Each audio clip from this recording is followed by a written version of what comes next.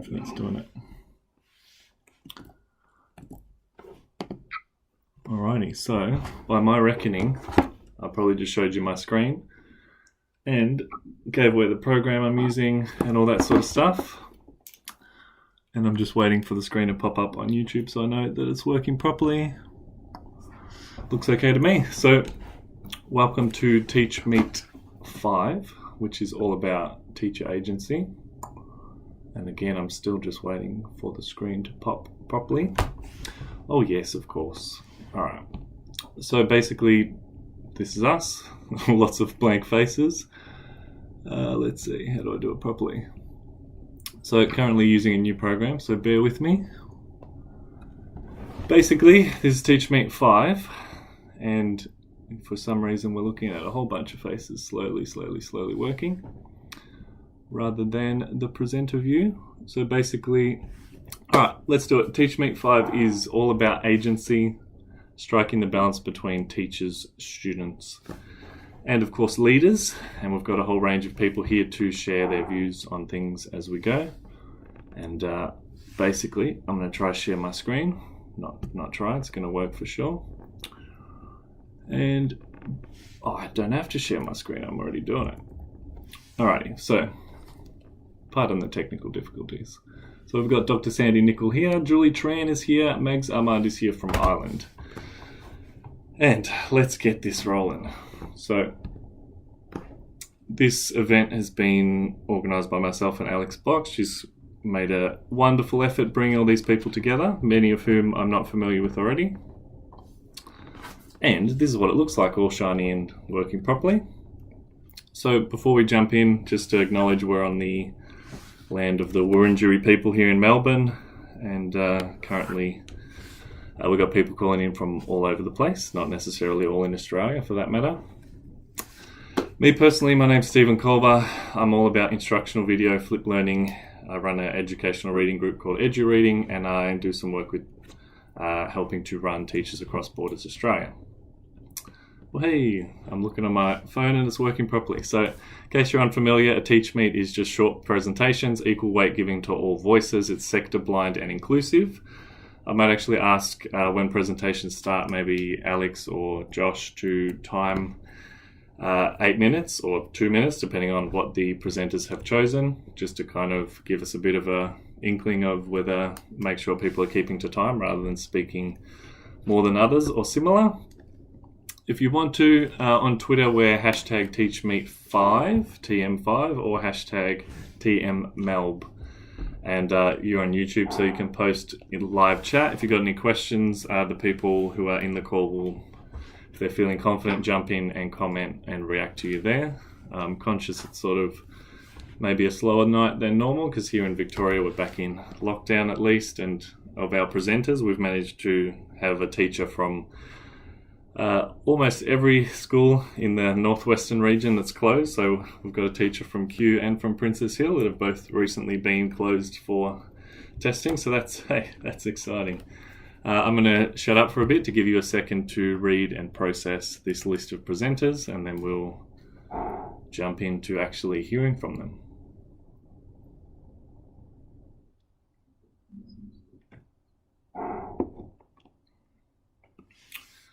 Alrighty, I'm going to jump in and ruin your quiet reading time.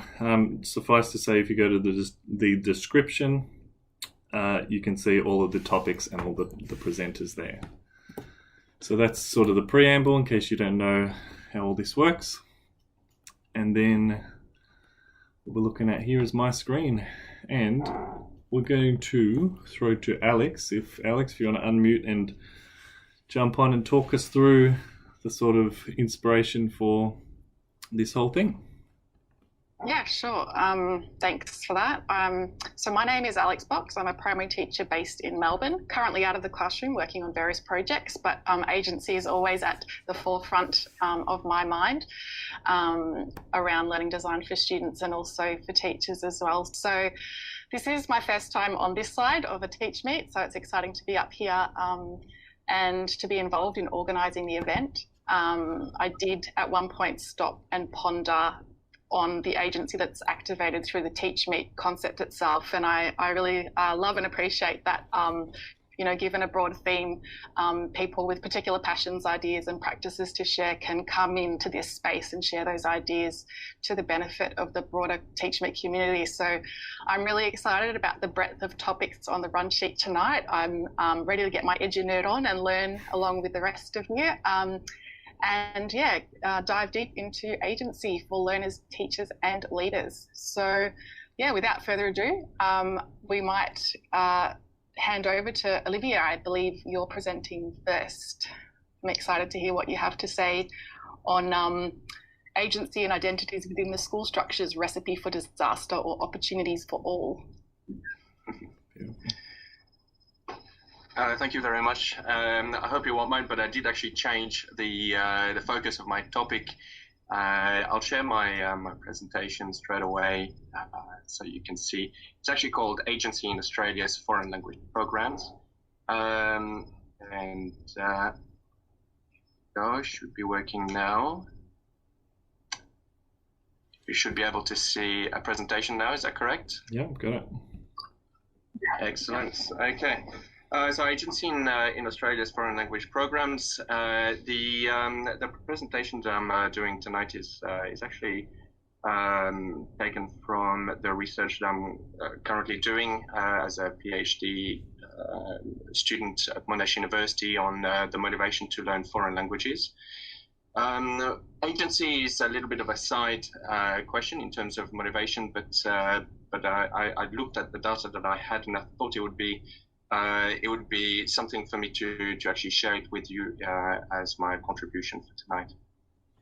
The first thing is Bandura's definition for agency is the human capability to exert influence over one's functioning and the course of events by one's actions. In regards to this definition, it's if you actually cut the lingo behind it, it's actually pretty straightforward. Basically, it's the idea that somebody can say who they are in a particular situation and choose the best course of action. So what I wanted to have a look at is what does this agency mean in terms of a high school environment. For me, one of the things about the environment in high school is that it's a highly controlled environment. We've got not only that the environment is controlled, but it is a societal norm that it is an environment where students actually know and expect that there is a level of control. That they recognize the authority of people who actually work there, and despite perhaps the intention to challenge this authority, this is something nevertheless that is an implied acceptance.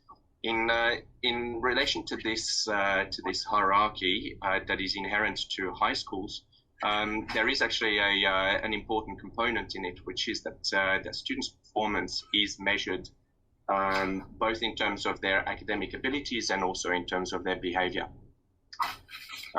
Here I've got what I would see to be a typical trajectory of a language learner in high schools here in Australia, where I've taken French as an example because obviously this is the topic that I'm researching.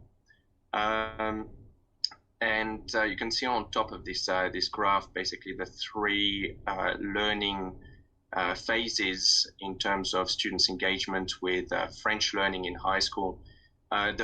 Typically the first couple of years, French is an option out of 2 or 3 possible languages.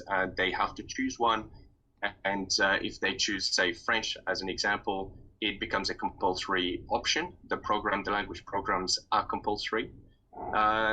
Following a couple of years, maybe 3 years, usually the language becomes an elective, and that usually takes place between year 9 and 10. And by the time they get into year 11 and 12, there is the commitment to French means that it is too big a risk for them to actually drop out of the language, as they would need to choose another subject to replace it in a very late stage of high school.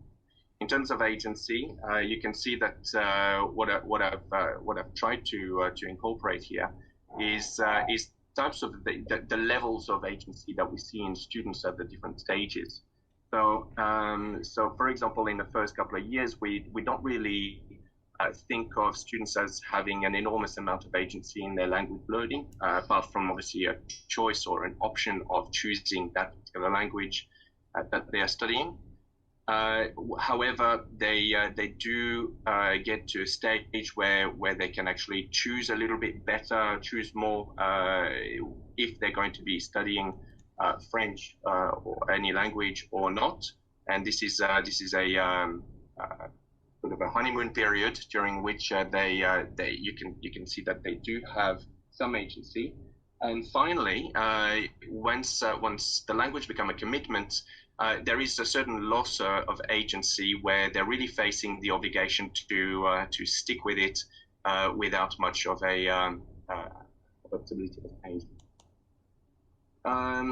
I'm just going to share with you some of the some snippets of interviews that I've run with students between 2017 and 2018 over the course of a year, and I've only got 3 snippets to show you what I mean by the different types of agency developing and established, I would say, possibly, and then the final one where we see a bit of a loss of agency.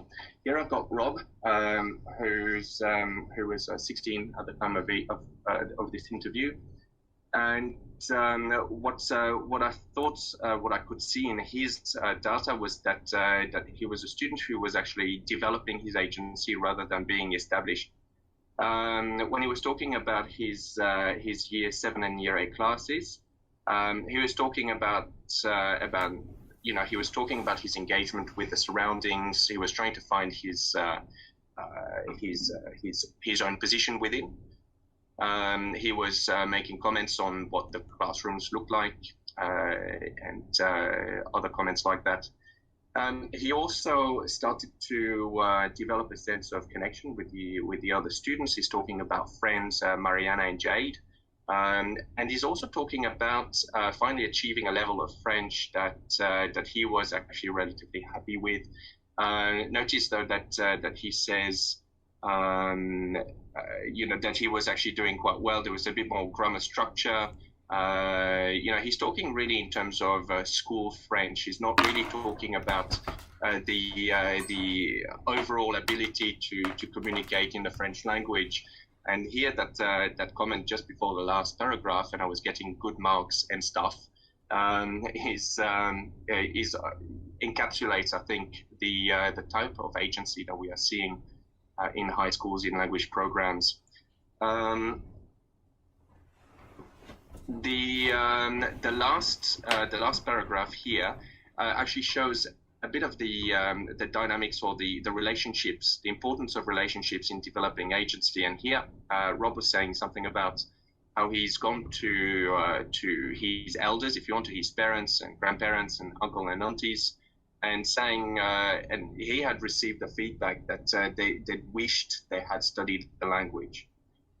So for him, that was altogether between his engagement with the French class, with the connection with classmates and guidance from people who were around him, he was developing the idea that he could actually choose to continue on with French. I've got here this looks pretty long, but I'll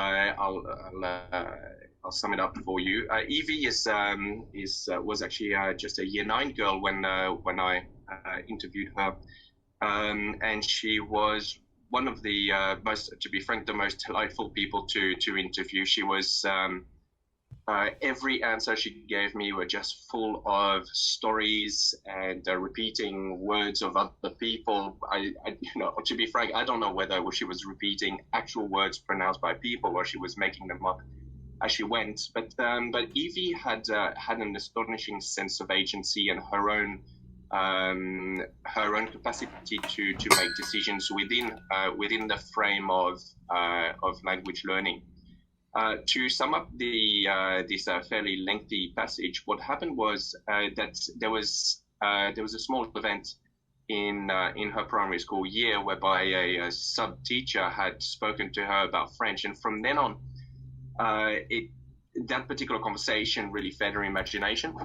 She decided that French was definitely the thing for her. And just so that you understand, Evie was bilingual already. She was English and Mandarin speaker.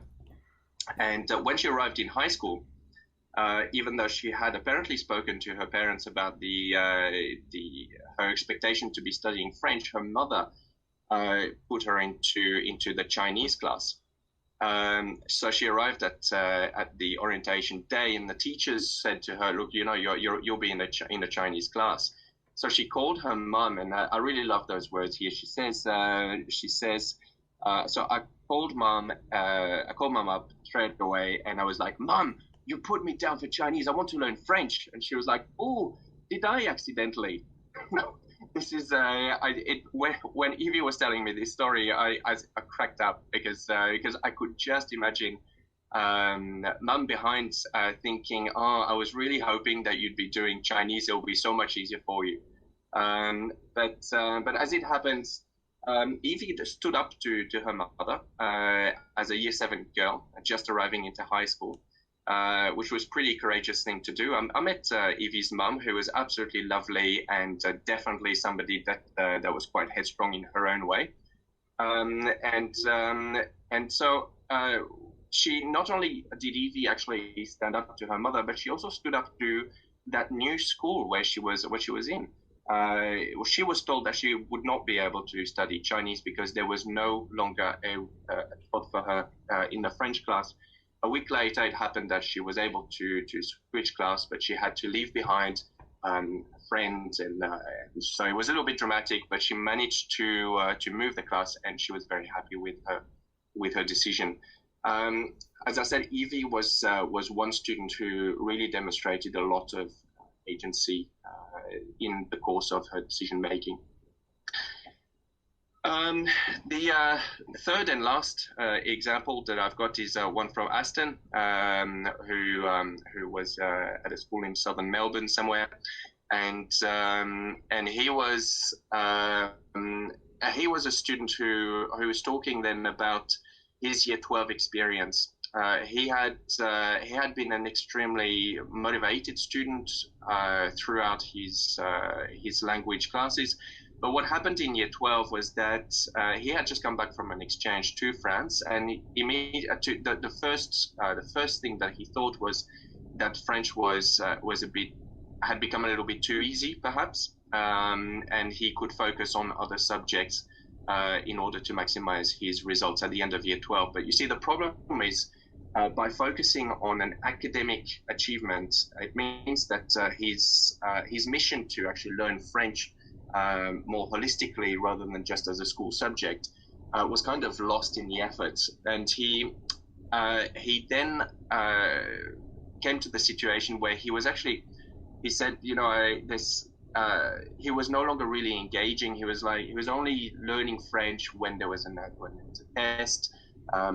He was not enjoying it as much as he had previously. And he said somewhere, if I can find that quote, it didn't allow me to. It doesn't allow me. I just don't think Year 12 has allowed me to do that.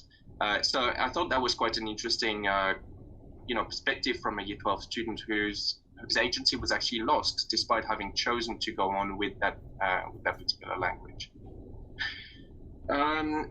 In terms of how perhaps teachers can help develop agency, I put here that fun is not overrated.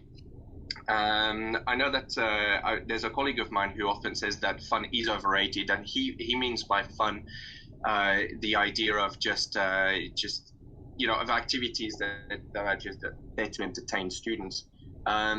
This is not what self-determination is about, and I sort of change the word enjoyment for fun. Enjoyment is really what self-determination theory is about, and it's about the engagement with constructive activities, whereby students can actually really enjoy going through these activities.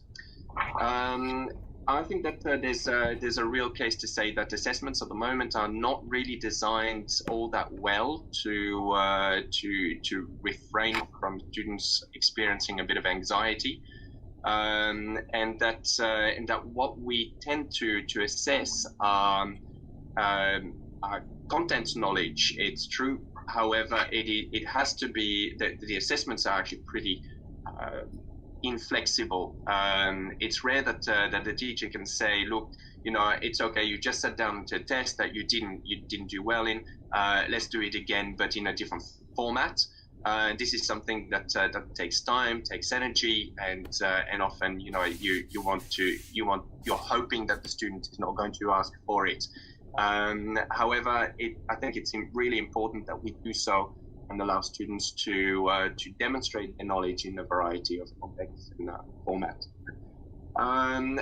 This is the last point, but I have to say it's possibly one of the most important ones, that relationships are essential to develop agency, not just between teachers and students, but as some of these snippets that I showed you tonight, that friendships within the class are actually very important as well. And can be either constructive or detrimental to agency.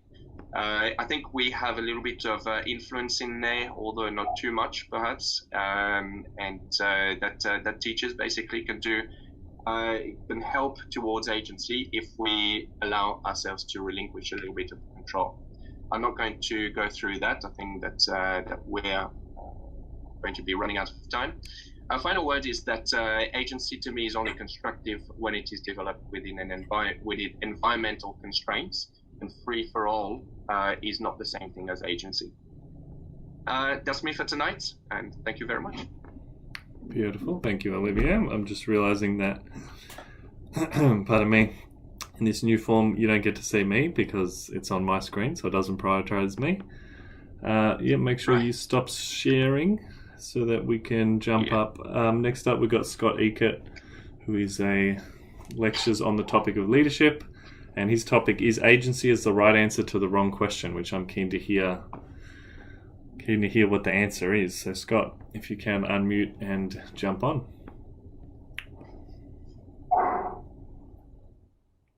We endeavour to do. Okay, so I should be unmuted. Gotcha, we can hear you, yep.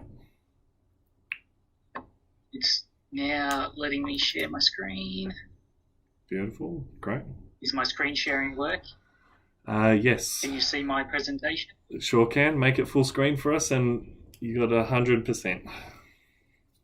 Oh, outstanding. Thank you very much. That's a lot of stress off.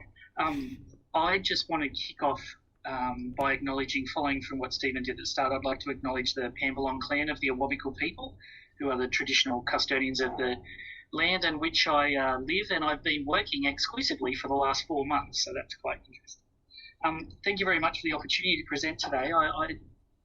I hopefully will offer some insights, but I had to really sit back and start to think around this idea of teacher agency and then what it actually meant and what it could mean, and potentially, and this was my attempt to have a provocative title, is is agency what we're actually after? Is that what we're really looking for?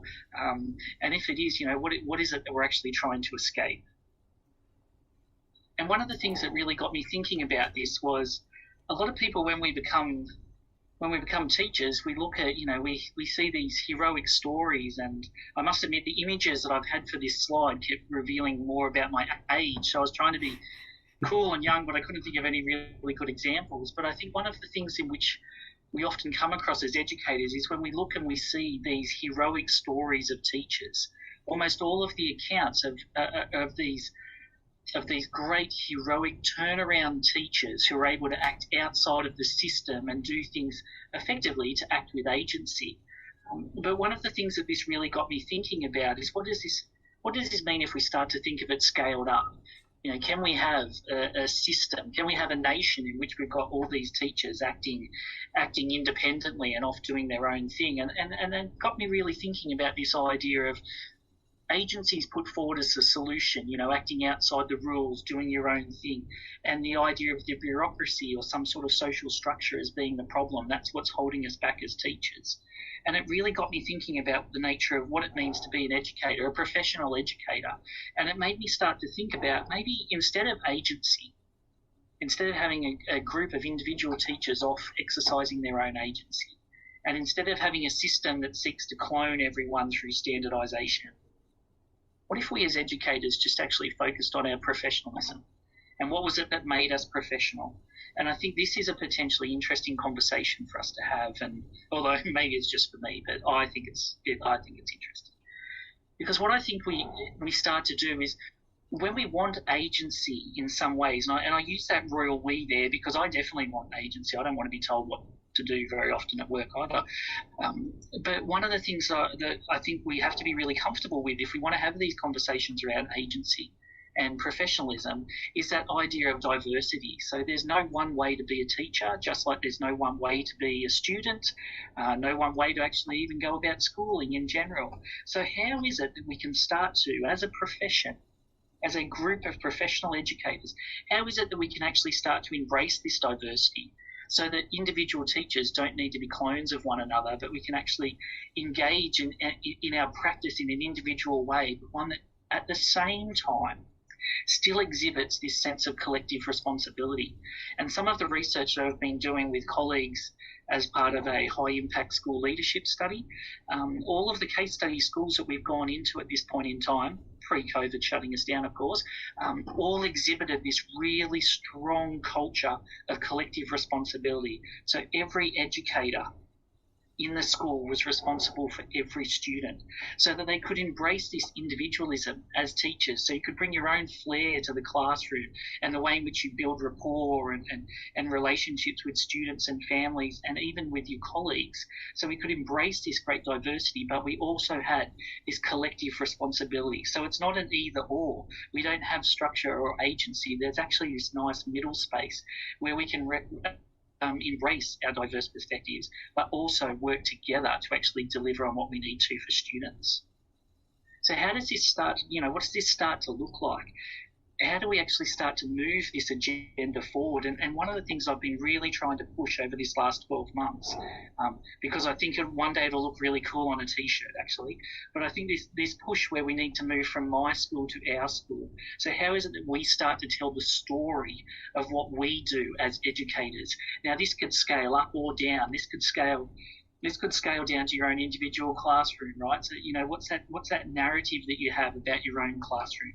And the way I think we need to go about this and the way we can start to think through this as a bit of a framework is we need to have some clarity of our purpose. So what is, in the case, I've just been doing this with students as part of the course I'm teaching on instructional leadership at the moment. What is the purpose of education, or what is the purpose of schooling? What is the purpose of, teaching and learning in your classroom?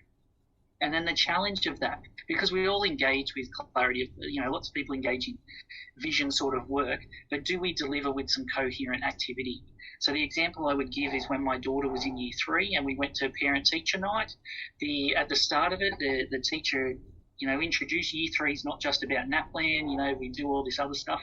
But then the next 45 minutes, she told us about how homework was going to be structured like NAPLAN, how they were going to do a whole bunch of pre-testing, get everyone ready for test. Immediately we start to ask questions, because if your version of the purpose of schooling is different, and that's where you start to get clashes. All of the clashes about the purpose of schooling and whether someone's doing a good job or not arguably come out in that clarity of purpose and then those coherent activity. If you get the coherence right, so if you've got a clearly articulated purpose, your activities are explicitly focused on delivering that purpose, then you actually get to generate the narrative for your school or for your classroom. And I think that's a really powerful thing for us to start to think about. So why does this all matter though? Why is it important to start delivering on this purpose? So the first part is, there's a lot of teacher bashing in this country. It's a highly divisive profession. If we look at TALIS, only 45% of Australian teachers feel that the profession is valued in society. This is an opportunity the agency with collective responsibility, embracing diversity. This is the way in which we can start to speak back to the wonderful work that teachers are doing. This is really important though, and the reason why I think agency is a little bit flawed as a solution is that we do have inequitable outcomes in Australian education. Whether it's PISA, TIMS, NAPLAN, even school-based data will show you that there's still a very long tail in Australia's performance. If we had teachers just going off and doing their own thing and all acting independently, we would never address those inequities. So what does this mean? What is the actual take home from all of this? If we want to embrace this diversity, if we want to recognise this collective responsibility, arguably what we need to do as educators is move from standards, as in move to broad standards, rather than standardisation, because that's the important way in which we can recognise that we're all different, not necessarily better than one another, we're all different. And as professional educators, we all have something to offer to both our students, our colleagues, and the communities that we work with. That's my usual details, but hopefully I came in just under 8 minutes. Thank you once again for the opportunity to share today, and I look forward to hearing the rest of the speakers. Thank you, Scott. That was nicely done. Yeah, just a minute under. Nice work. Yeah, for sure. I mean, our last TeachMeet was called Challenging Teacher Bashing, so that we're currently trying to turn into a book. So I'm totally with you on the teacher bashing point. Sasha, conscious of time and trying to whip through, we've got 14 presenters, which is perhaps a record for us. So, Sasha, do you want to try jump in? Thanks, Stephen. Hi, everyone. My name's Sasha. I'm an English and history teacher, but I'm also interested in learner agency. And I guess I got interested in learner agency because it always seemed to me like ironic that teachers worked so hard and it wasn't supposed to be the students who were doing the learning. So one of the silver linings that I see possibly coming out of this whole remote learning caper is this circuit breaker maybe to the unhelpful belief. And I think this belief is held by teachers, students and parents that teaching means teaching and learning means listening. Sorry, teaching means talking. This is an old school idea, but I wanted to look into seeing if we could actually use remote learning to kind of bring it back to the fore. If I could steal a line from John Hattie, I wanted to bring back better. So when we came back from remote learning, I actually ran a whole school student survey about what their experiences, and what came back was some really interesting evidence that students are ready for and they see the value in taking on more responsibility for their learning. So for my presentation, I want to share some of the results with you. So if I may, here's just some graphs that came out of my survey. We asked the students what was helpful during remote learning, and they generally thought that direct communication with the teachers was helpful. If you look at that one on the left, we used Zoom, they said it was helpful, but far more helpful were things like that we didn't expect actually, that the fact that they got a weekly outline at the start of every week on Compass. And, perhaps slightly embarrassingly, the most helpful thing they saw was Zoom free sessions, where they basically had a whole period to complete tasks in their own time.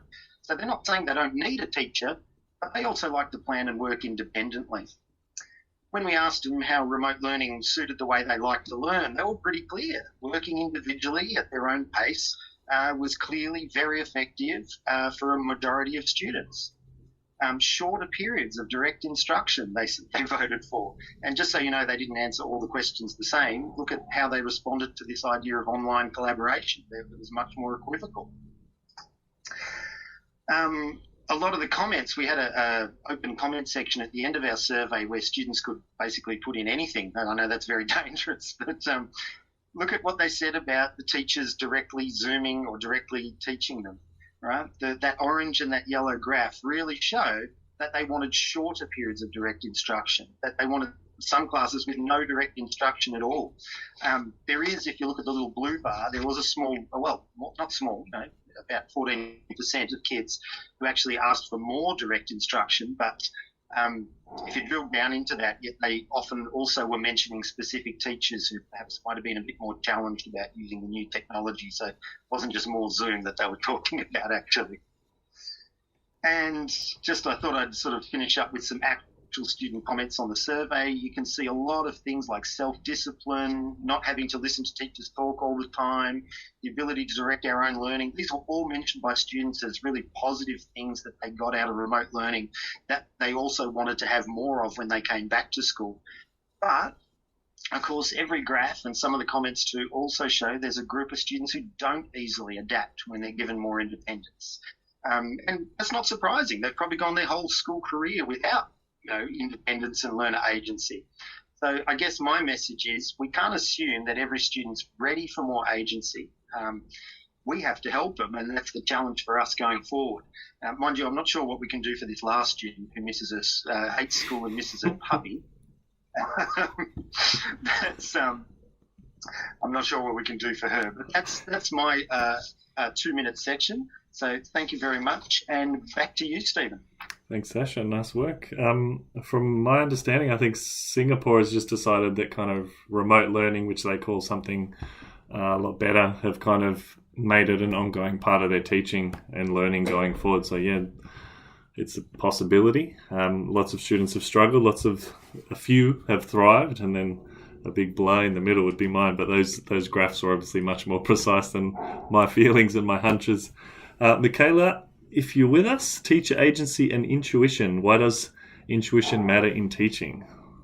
Yeah, I like that. I'm keen to see how they interact. Hi. Thank you. All right. So hopefully you can see me. Mm-hmm. And I'll share my screen in a moment. I'm Michaela, and I'm going to be talking about an aspect of intuition that has recently been part of my thinking and my research. So I'm a maths educator by background, and I love learning about maths and learning about teaching maths. And I've also in the last few years become quite interested in understanding more about research practices in education and what makes for effective modes of data collection and evaluation and so forth. And so although these are quite disparate areas of thinking in different ways, they've influenced what I'm talking about this evening. So I'll share my screen and then we'll go on from there. Great. Alrighty. So as I mentioned, intuition is the focus of my talk. And if we're going to be talking about agency, intuition is a concept that needs to be part of the conversation. Intuition is your automatic response when faced with a problem. Agency means you can choose to enact that response. Without agency, the problems you face are someone else's to solve. And we know that in teaching, there are very many problems that demand a response, whether they're problems inside the classroom to do with what you're teaching and how, or different needs of students, or problems that are occurring outside of the classroom to do with, how you're working with your faculty team or your year level team, or even some more higher level strategic planning for the school. Either way, when facing these problems, intuition and agency go hand in hand. Now, it can be tempting, and sometimes it's necessary, to hand over decision-making to someone else. But for anything that's in the slightest bit important, don't do things because others tell you. Those who are outside of your classroom can't see all of the things that you, as a classroom teacher, can. Now, this isn't a new idea. Lee Shulman, who's an educational psychologist, he's written extensively about knowledge and teaching since the 1980s, and on concepts like pedagogical content knowledge. And on this topic of understanding the classroom, Shulman explained this. To conduct a piece of research, scholars must necessarily narrow their scope, focus their view, and formulate a question far less complex than the form in which the world presents itself in practice. So think about some research that you may have come across recently. It could be something to do with best practice models to do with teaching algebra, or how students can learn about the periodic table, or even things like, what are the most useful texts for learning about World War I. In each of those cases, there can be high quality research that sits behind it that's removed from the reality of the classroom and the more complex context in which that research is applied. Now, Shulman's words don't just apply to researchers. They also apply to policymakers who are making decisions about the sequencing of the curriculum or about things like assessment and reporting requirements. Schulman's words also apply to people who are selling products and programs and anyone else who's seeking to make claims or influence what happens in the classroom. Another way we can look at it is like this. So even with rigorous data collection methods, those who are outside the classroom will only see isolated bits of information. So they might ask a question and then seek to answer that question by collecting bits of data, so numbers, and piecing those together and calculating averages and standard deviations and so forth. And they might get some good answers to that question that they've asked. But this is a narrow focus that Schulman speaks of. They won't be privy to the same view that you, the classroom teacher, gets to see. Now, particularly savvy researchers or consultants or programs will collect a broader array of data over a longer period of time. So they might collect, in addition to numerical or quantitative data, also qualitative data and step inside and observe what's going on in the classroom, talk to students and teachers and ask more questions and see how those answers and those bits of information they've collected are connected so that they can start to see things in a much more nuanced way. And we can see this picture here is starting to come together as something. However, still what those outside of the classroom can see is an incomplete picture. And it's the teacher who sees their students every day who gets the clearest and most accurate picture yet. Now, as I say all this, just like the researchers, teachers' intuition isn't perfect. In both cases, those who are outside the classroom and those who are inside can miss or misread things, like the causes for student behaviour or what knowledge and skills students don't yet have or even what they do have. However, the crucial difference is that for teachers, their intuition takes into account a broader context with far, far more information. And over time, this intuition about their context will also be refined, leading to insights that are increasingly accurate and perceptive. This refining of intuition can happen in a few ways. It can happen by being open to new and different ideas, especially those that don't fit with what you already know. So if you think about, maybe one time when you've looked at the world in one way and then been met with some new information that's suddenly caused you to think about what you've taken for granted. This helps you to refine your thinking, to have more nuance, and possibly to evolve the way you look at the world. And then secondly, your intuition can be refined by seeking to understand your mistakes. Just as we expect students to understand their mistakes when they're learning so that they can become better at the subject that they're doing, the same applies to us. And finally, intuition can be refined by knowing that your insights and your judgments are valid. So in other words, by trusting your gut. Thanks. Beautiful. Trust your gut. Stock up on toilet paper. All good advice. No, don't listen to me. I'm being an idiot. Nice work. Next up, we've got Thomas Moore, who's going to talk to us about rethinking school and classroom culture to promote growth. If you will. Thank you, Stephen. Just get this ready. Excellent. Do you ever take a moment to just stop and smell the roses? Me neither. Ladies and gentlemen, my name is Tom and I am a maths nerd. They say in Maths Nerd Anonymous that accepting this is the first step. And all the steps after this need to be aligned in a nice straight row underneath each other. But for many years, my enthusiasm for flowers has been somewhat the level of enthusiasm that most people share with me when I say words like differential calculus.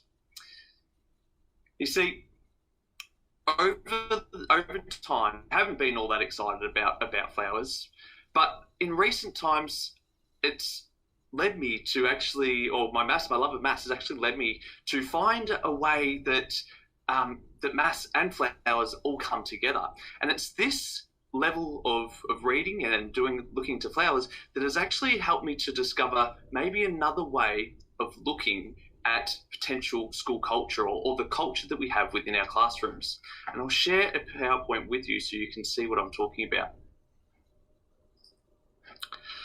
So some of you may be aware or may not be aware of how a sunflower grows.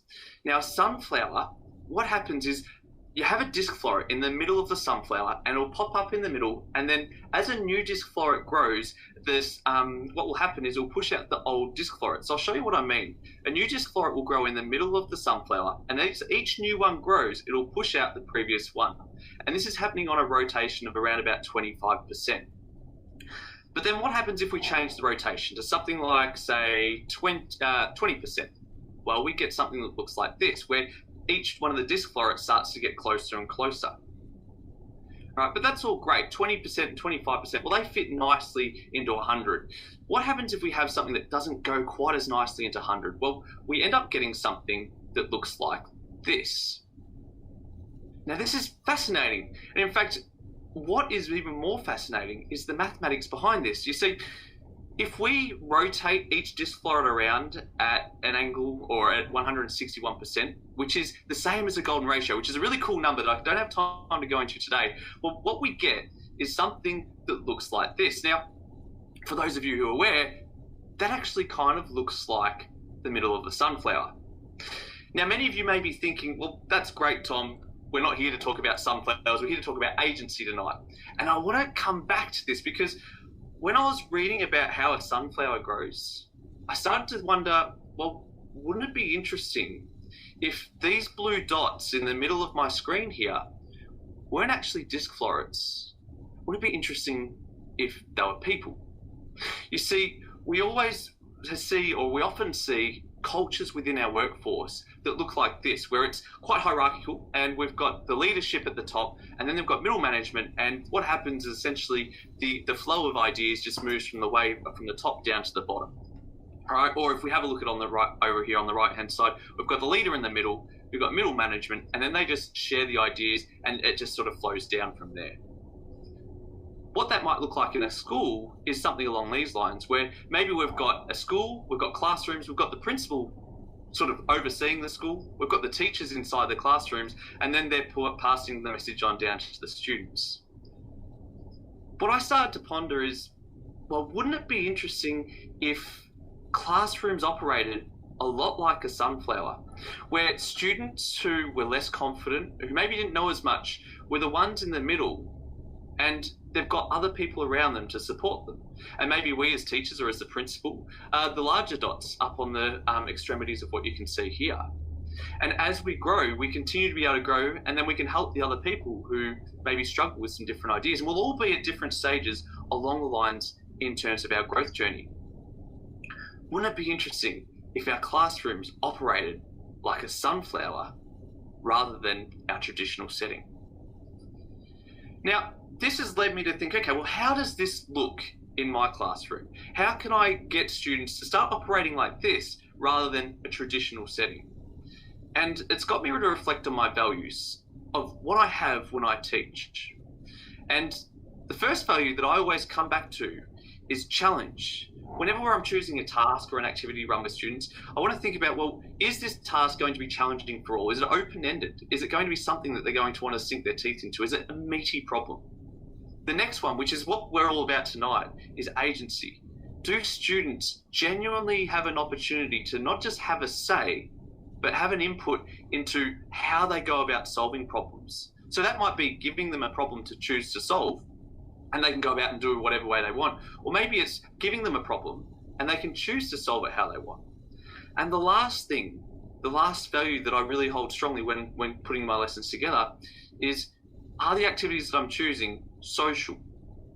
Now, I could see when Olivia was talking in the very first speech, that they spoke about how there was a social need. We want to have fun and things like that. In fact, think about your own workforce and put yourself into this position yourself. when we don't have these three things, work isn't as fun. If we don't have agency and choice over how we operate, then it's not as exciting to go through and do. The challenge, if it's not going to be something worth sinking our teeth into, well, we get bored pretty easily.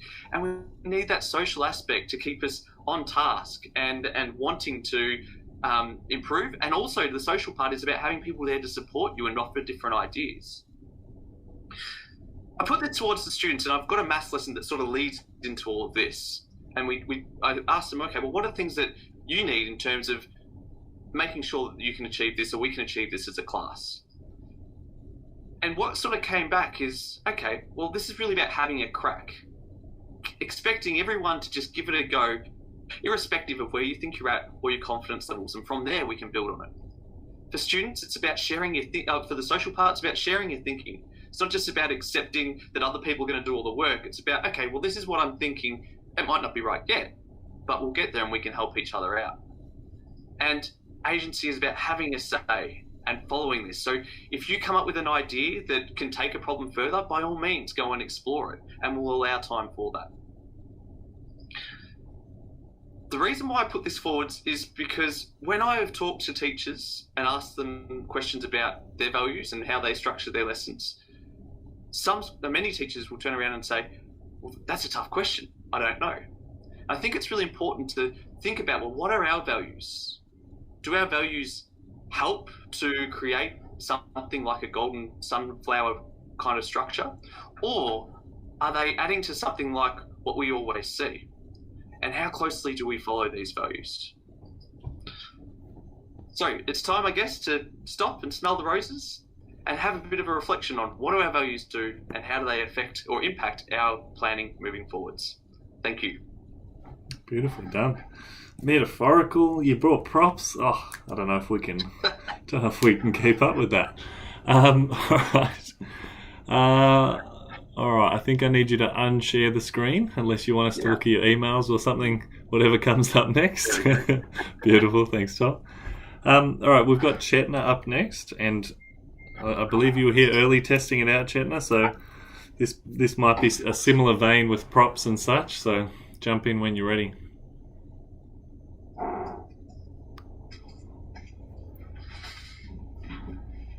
Hello. Yeah, am I audible? Yeah, good. Okay. Go for it. Okay, so namaste everybody. I am Chetna from Mumbai, India. And besides what I do, I love to wear handmade Indian clothes. This is a hand-dyed work that I'm wearing with a nice Rajasthani doll, if you can all see. I come from Rangbhoomi with my team members here. Viral, Roshan and Suraj. Roshan's not here, Viral and Suraj are here with me. So I'm going to now start our presentation for today, and our work today, sharing would be based on pedagogy of the oppressed, using theatre as a medium for change. So Viral, you could start the presentation.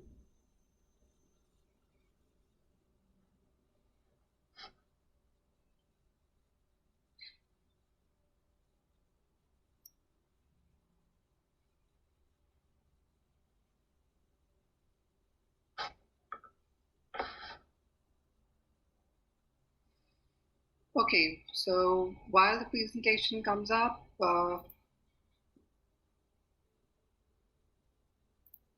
yes. So Rangbhoomi, we work in the area of applied theatre and performances. Rangbhoomi was started about 10 years ago, and we use methods of applied theatre, and we work mainly, our engagement is with children in schools as a part of their curriculum, integrated curriculum. So we are curriculum partners for children in schools, and we also work with corporates as part of their learning and development space. The slides there? No, we can see you picture in picture. Yes. Yeah, good. Okay, so yes, the next slide. So this is our display of work that we offer to schools. which is Theatre and Education, Playback Theatre, Theatre of the Oppressed. So today we're going to look at Theatre of the Oppressed and how we try to create a space of engagement in theatre, giving agency to children and the other stakeholders. We're talking about this. So Theatre of the Oppressed started with a person called Augusto Boal in Brazil. And he was deeply inspired by Paulo Freire's work, which you can see here, the banking model, so Paulo Freire believes that we must move from a practice of domination to practice of freedom. So he felt that the education system was almost like teachers pouring into the empty cups and students becoming the same, all of them. So he wanted to move from didactic to dialectic, with more dialogue-oriented opportunity for teachers and students. So that's what Augusto Boal, who started this in Brazil in the early 70s, he took this inspiration and wanted to create a theatre which gives equal opportunities for all to come into the same space. So he was very inspired, and he worked with farmers, labor workers in schools, and also formed forum theatre, which we're going to just show a glimpse of, an image theatre. So yes, we can move on to the next slide.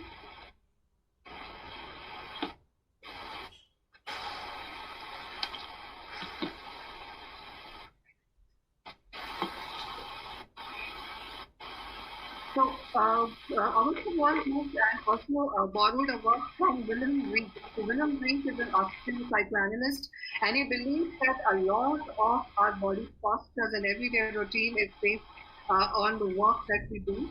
And so if you see a student or a teacher or a labor worker, a mine worker, a doctor, we all have gathered a character, an armor of characters, of body postures along us.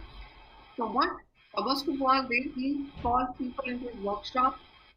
He would see how a student, a teacher would hold a posture, maybe in classrooms or in any other environment, and would do theatre exercises to unpattern these postures and gestures and do muscle alienation, so that they become empowered and have the agency to move back to classrooms and create an equal dialogue opportunity.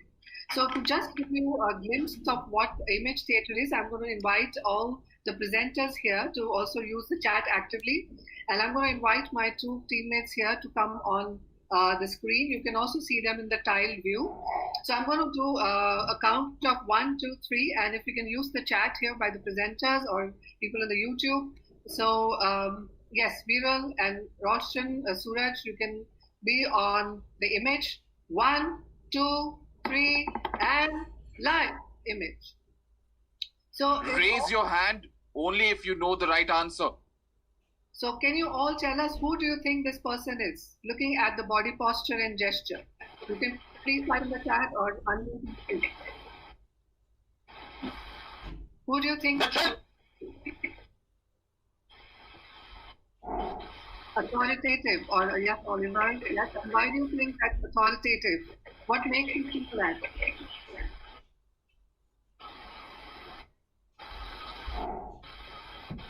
A teacher, okay. So you say a teacher has generally seen like that. Okay, and let's see after a count of 3 how this changes. A police person, Stephen said, okay, standing above the student and threatening, that's why, thank you. So let's see now a thing, let's see how the other image will speak to you. 1, 2, 3, and so can you tell us now or type and tell us how do you think, who do you think this person is and what has changed?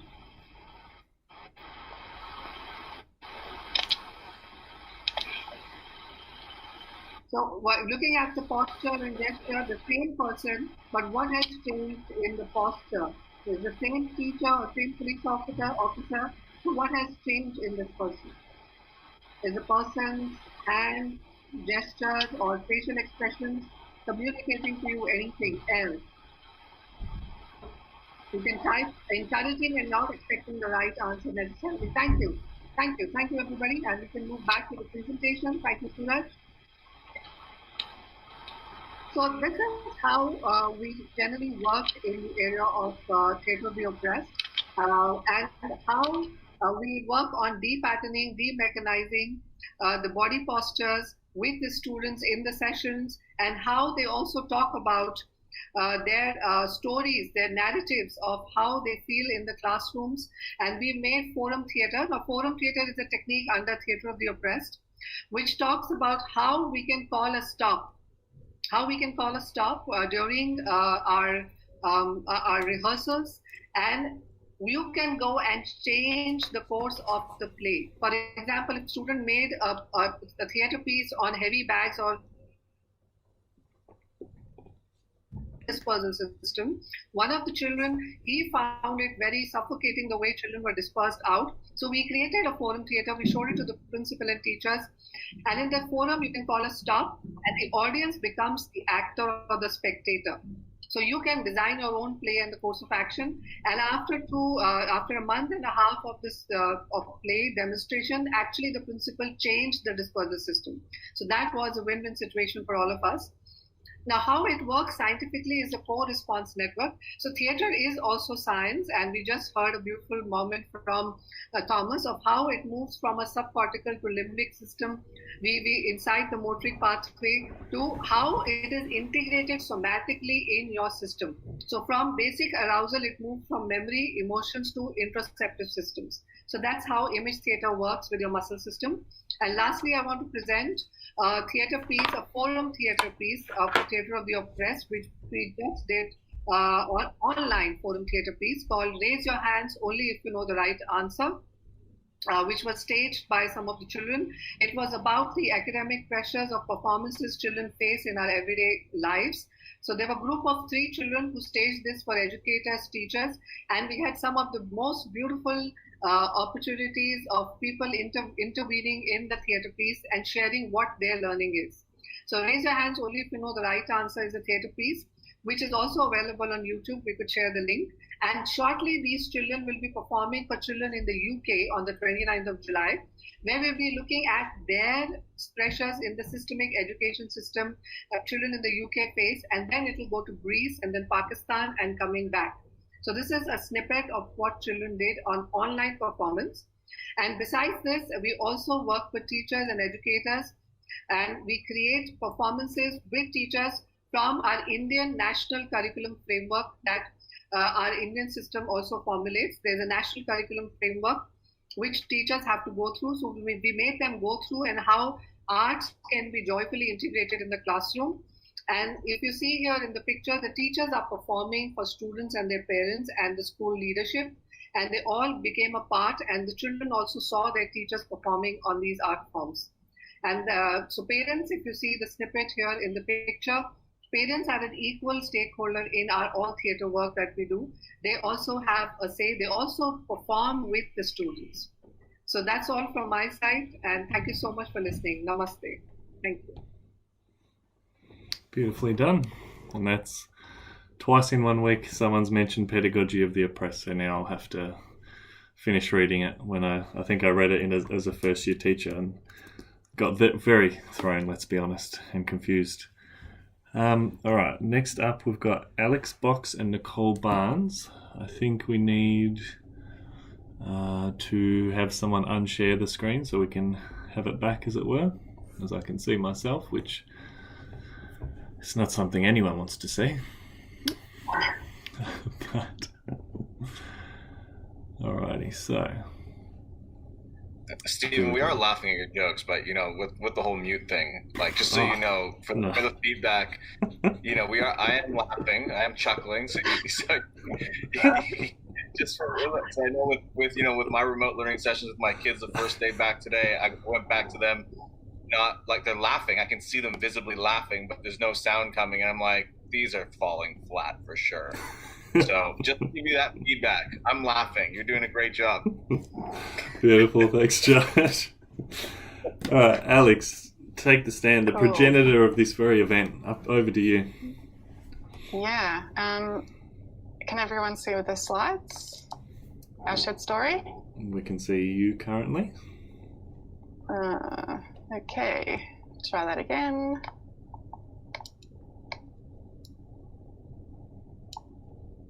There we go, good to go.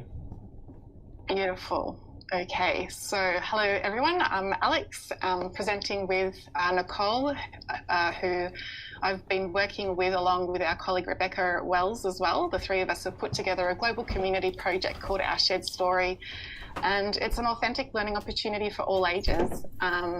We put it together in response to COVID-19, and we have two divisions, one for learners aged 3 to 18 and one for educators. So I'll just, if I can, play the launch video. It's about 45 seconds and hopefully you can hear the audio. Right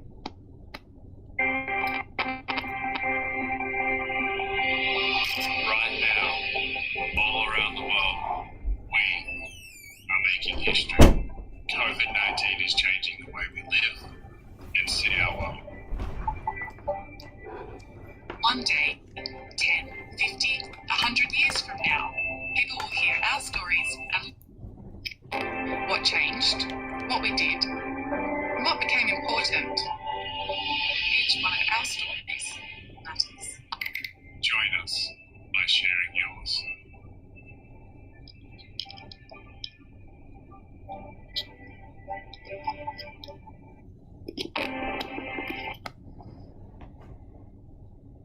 How did we go? We were able to hear the audio?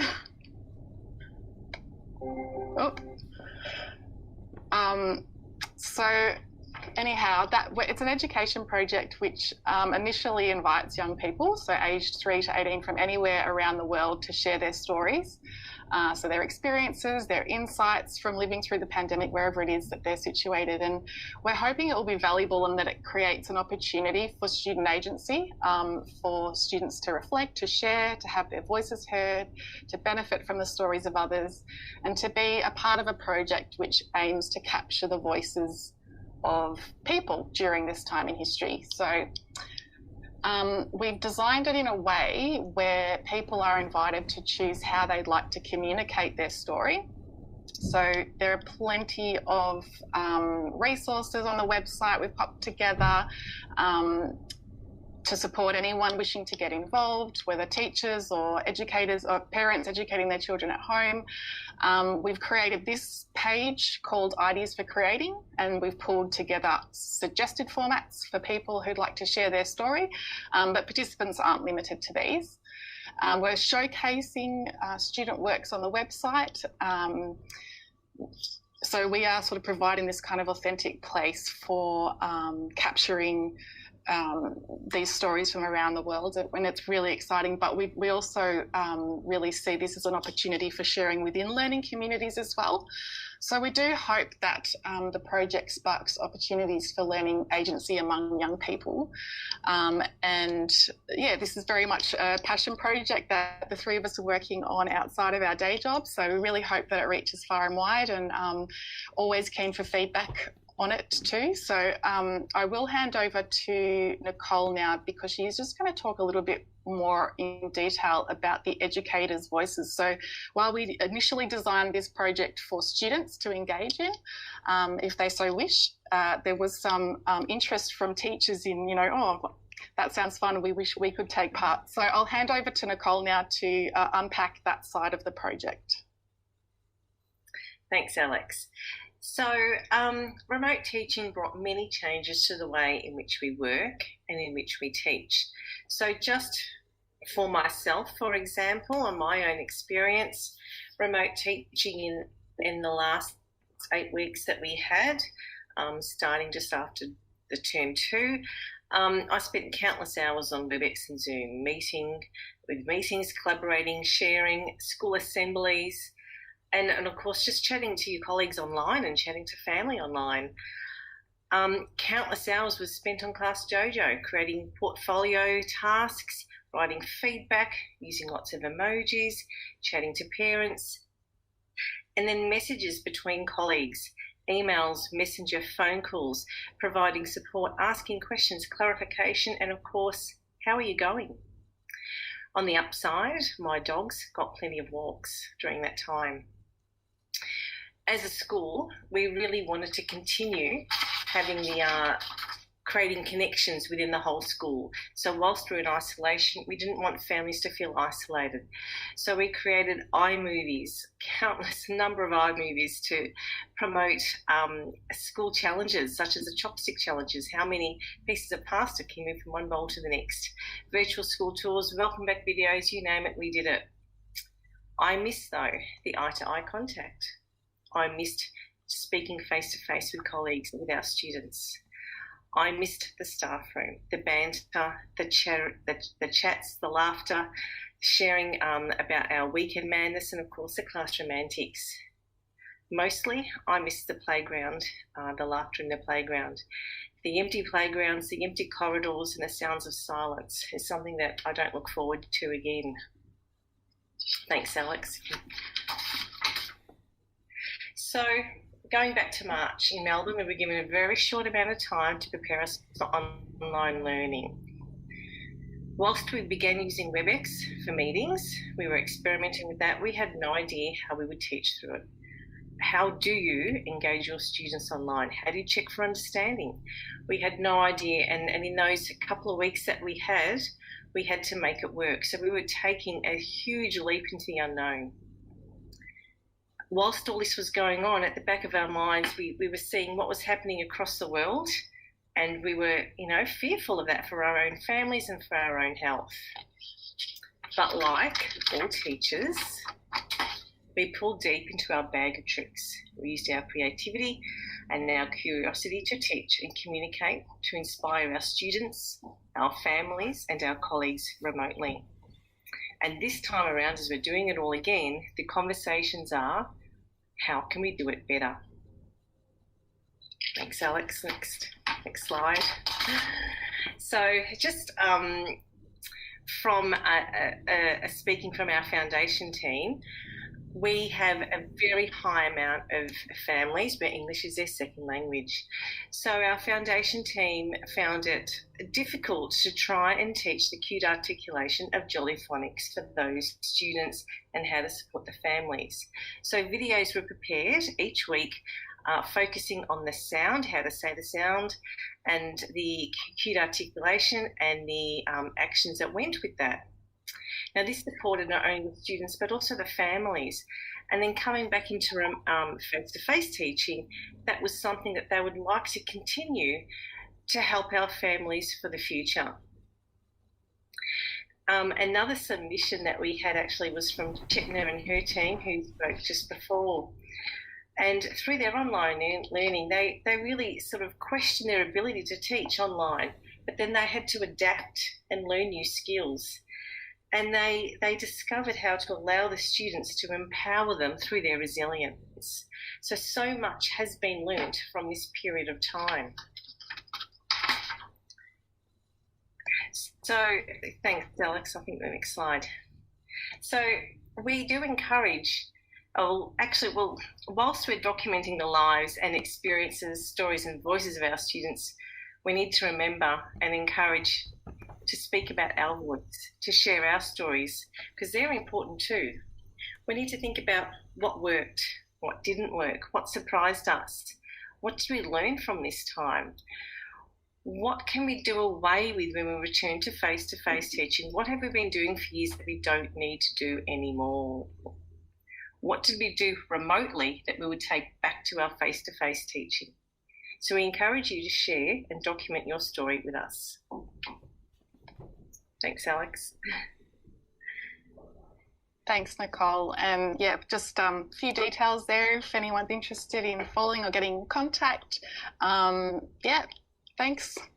I'll try and I'll just get Alex, when you got a second, if you want to share the link in the chat, then I'll put it in the YouTube description so people can just click it rather than type it and things like that as well. Perfect. And my screen's stopped showing, hasn't it? It sure has. Thank you very much. Thank you. All right, so that's, I think it's very important that, I know in my case, I think too much of the future and, building back better without actually taking the time to process what's happening in the moment. So on that note, we're going to throw to Tony Vallance, I believe I'm saying that correctly, how to grow a culture of student agency. If you're with us, Tony. in this long list of people. Stephen, can you hear me all right? Sure can. Take it away. Happy days, my friend. Beautiful. How you doing, colleagues? My name's Tony. I'm a teacher of science, and the last few years have been really diving into the STEAM world in the high school that I teach at. So very much into project-based learning whilst balancing those sort of more, I guess, traditional modalities in the fields of sort of science and technology, and in some cases mathematics as well. So I just want to thank Alex and Nicole. That was awesome. I'm going to, because it's so important that narrative is a core thing that binds us all. You know, you go way back, and you've got us as the human animals sharing stories in various caves and other places of shelter. And it's super important. I want to share a quick story. First of all, I'm going to share this. Oh, got a frog in my throat. I'm going to share oursharedstories.org with my eldest tomorrow. I think he'll be really interested in diving into that. I've got two beautiful boys. They are 10 and 7, and my eldest was so pumped at the idea of going back to online learning version 2.0. I know that's not the general consensus for all students, as we know, but he was super excited. And really the reason for him was agency, because he got to have, well, he is and has started experiencing again today, a lot more control over what's going on. He was done and dusted with his schooling by 12:30. He was on his bike zipping around the house, playing with Lego, sometimes at the same time, and creating bases and climbing trees and doing all sorts of stuff as well. So he's very organized. He's that self-actualized kind of student. So I wanted to go through some tips in how we can build that, because I know that's not a shared story for all students. So let's have a bit of a look at this particular, there's just a few slides and a few tips that I want to go through. A lot of you guys probably have seen this before, right? Where you've got, you've got Barry White Jr. doing this particular thing. I won't go through the whole thing, but agency comes from that ownership, right? And that relates to voice and choice. So how do we do that at the start of a classroom? Well, in the context of when we have students on site, as we go through these kind of open up and lockdown cycles for the next foreseeable future, this stuff is crazy important. I've been using this in my techniques and teaching for, the last few years. Not to this level of physical complexity. This guy's amazing. But just doing voice and choice. So giving the kids the option of choosing a hug, a high five, a handshake, a fist bump. For those that are not comfortable with touching, i.e. all of us at the moment, it's an eye five, it's an elbow bump, it's a foot dance together, it's something like that, and then the verbal acknowledgement that you're saying, I'm happy to see you, and I'm really excited you're here in the learning environment. And then of course the opposite of that happens when we do our disconnect at the end of the lesson. This is how we start this culture of agency, and you're seeing them as an individual right from the get-go as they come in, right? And so the rationale here is why, right? Because they are being witnessed. This is pretty key to mammalian psychology. They are a part of the pack, but they're being seen as an individual as well. There's some interesting data there, but me personally, like I've written there, I have noticed a decrease in any behaviour management referrals and incidences that could be quite high level because of using these techniques fairly regularly. And the reason is this, right? You would have seen this before, the whole Maslow's hierarchy before Bloom's taxonomy. When we're talking about agency, right, we're talking about this magic stuff up around here. Now, you can't climb up to there if you don't have this kind of thing. Now, we know that in the schooling systems, when we have our times and our bells and our rituals, right, our sort of systemic rituals throughout the day, that gives a lot of this happening, and then we build on it with our connection with our students. We build on it by witnessing them and listening to them, and we share of ourselves as well, and our own lives with them. We share ourselves as a person, not just as a professional, and then we start to get to this area here, and then the parallel across here is this is where we absolutely want to be with our students, right? So agency is absolutely key, and it's all about letting go to let grow, right? You get away from those traditional, modalities of control as we know it, and we support and we facilitate. A couple of interesting scripts as I go through some of these slides. We can see here we've got, just full screen, okay? It's okay. You can see here we've got our, we want to move towards intrinsic motivation, right? With the scripts that we use with our students. That's obviously end game stuff. So how do we do that? Well, some examples are using terms like, hey, I can see that, you found that really challenging, but you should be really proud because you didn't give up. Not that, as opposed to, wow, that was really tough, but you got an A, high five. Or, wow, you're just the absolute best player on the team. You're such an MVP. Or I really want to acknowledge your sportsmanship. That must be quite validating for you.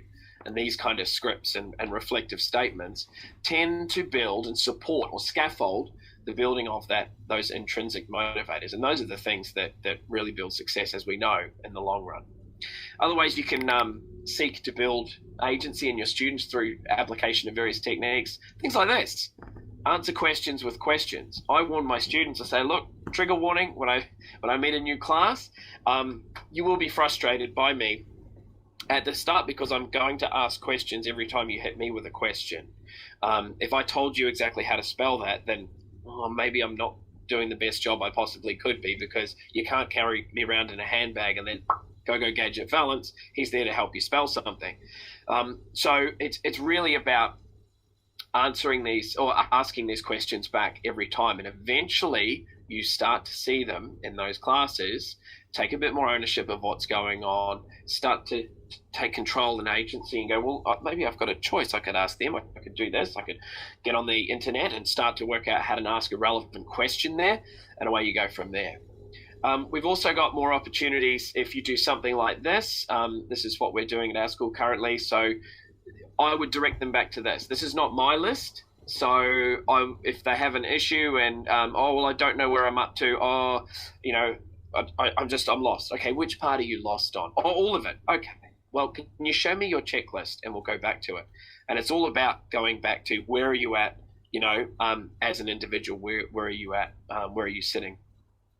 There's another approach you can take too, which is give a bit of a sequence of learning here, or a sequence of questioning, sorry. And so you can go through and say, okay, have you gone through the checklist? What have you read there? And so that they can have, for some of those kids who need that structure and need that guidance, that's really beneficial. So they can go through and figure out, okay, well, I've done this, I've checked off this, I've done this, and now I need to get support from my teacher. Let's pretend we're all at school at the moment, right? You can't expect agency and ownership and having kids really start to become self-actualized and move within the learning space and, sort of self-differentiate and go for it if you don't encompass that in your pedagogy. So we're talking about your pedagogy has to be congruent. So they need to have ownership of the space. And I would challenge you to make it even more open than just having, something like a checklist. What could they do to change the classroom? Sit around and have a class meeting and talk about what is no good in the classroom. What sucks about this classroom? What can we do to fix it up? Is there something we can do to make it more awesome? Should we move the chairs around? Should we go outside? There's so many things that you can do. And I've found class meetings have been really beneficial for me. Getting all the team tables together and we all stand there. It's a beautiful way to do non-verbal quick scan check-ins to see which kids are fidgeting, what's happening with eye contact, some sort of hiding away. It's a great little snapshot of well-being. Where are the kids traveling?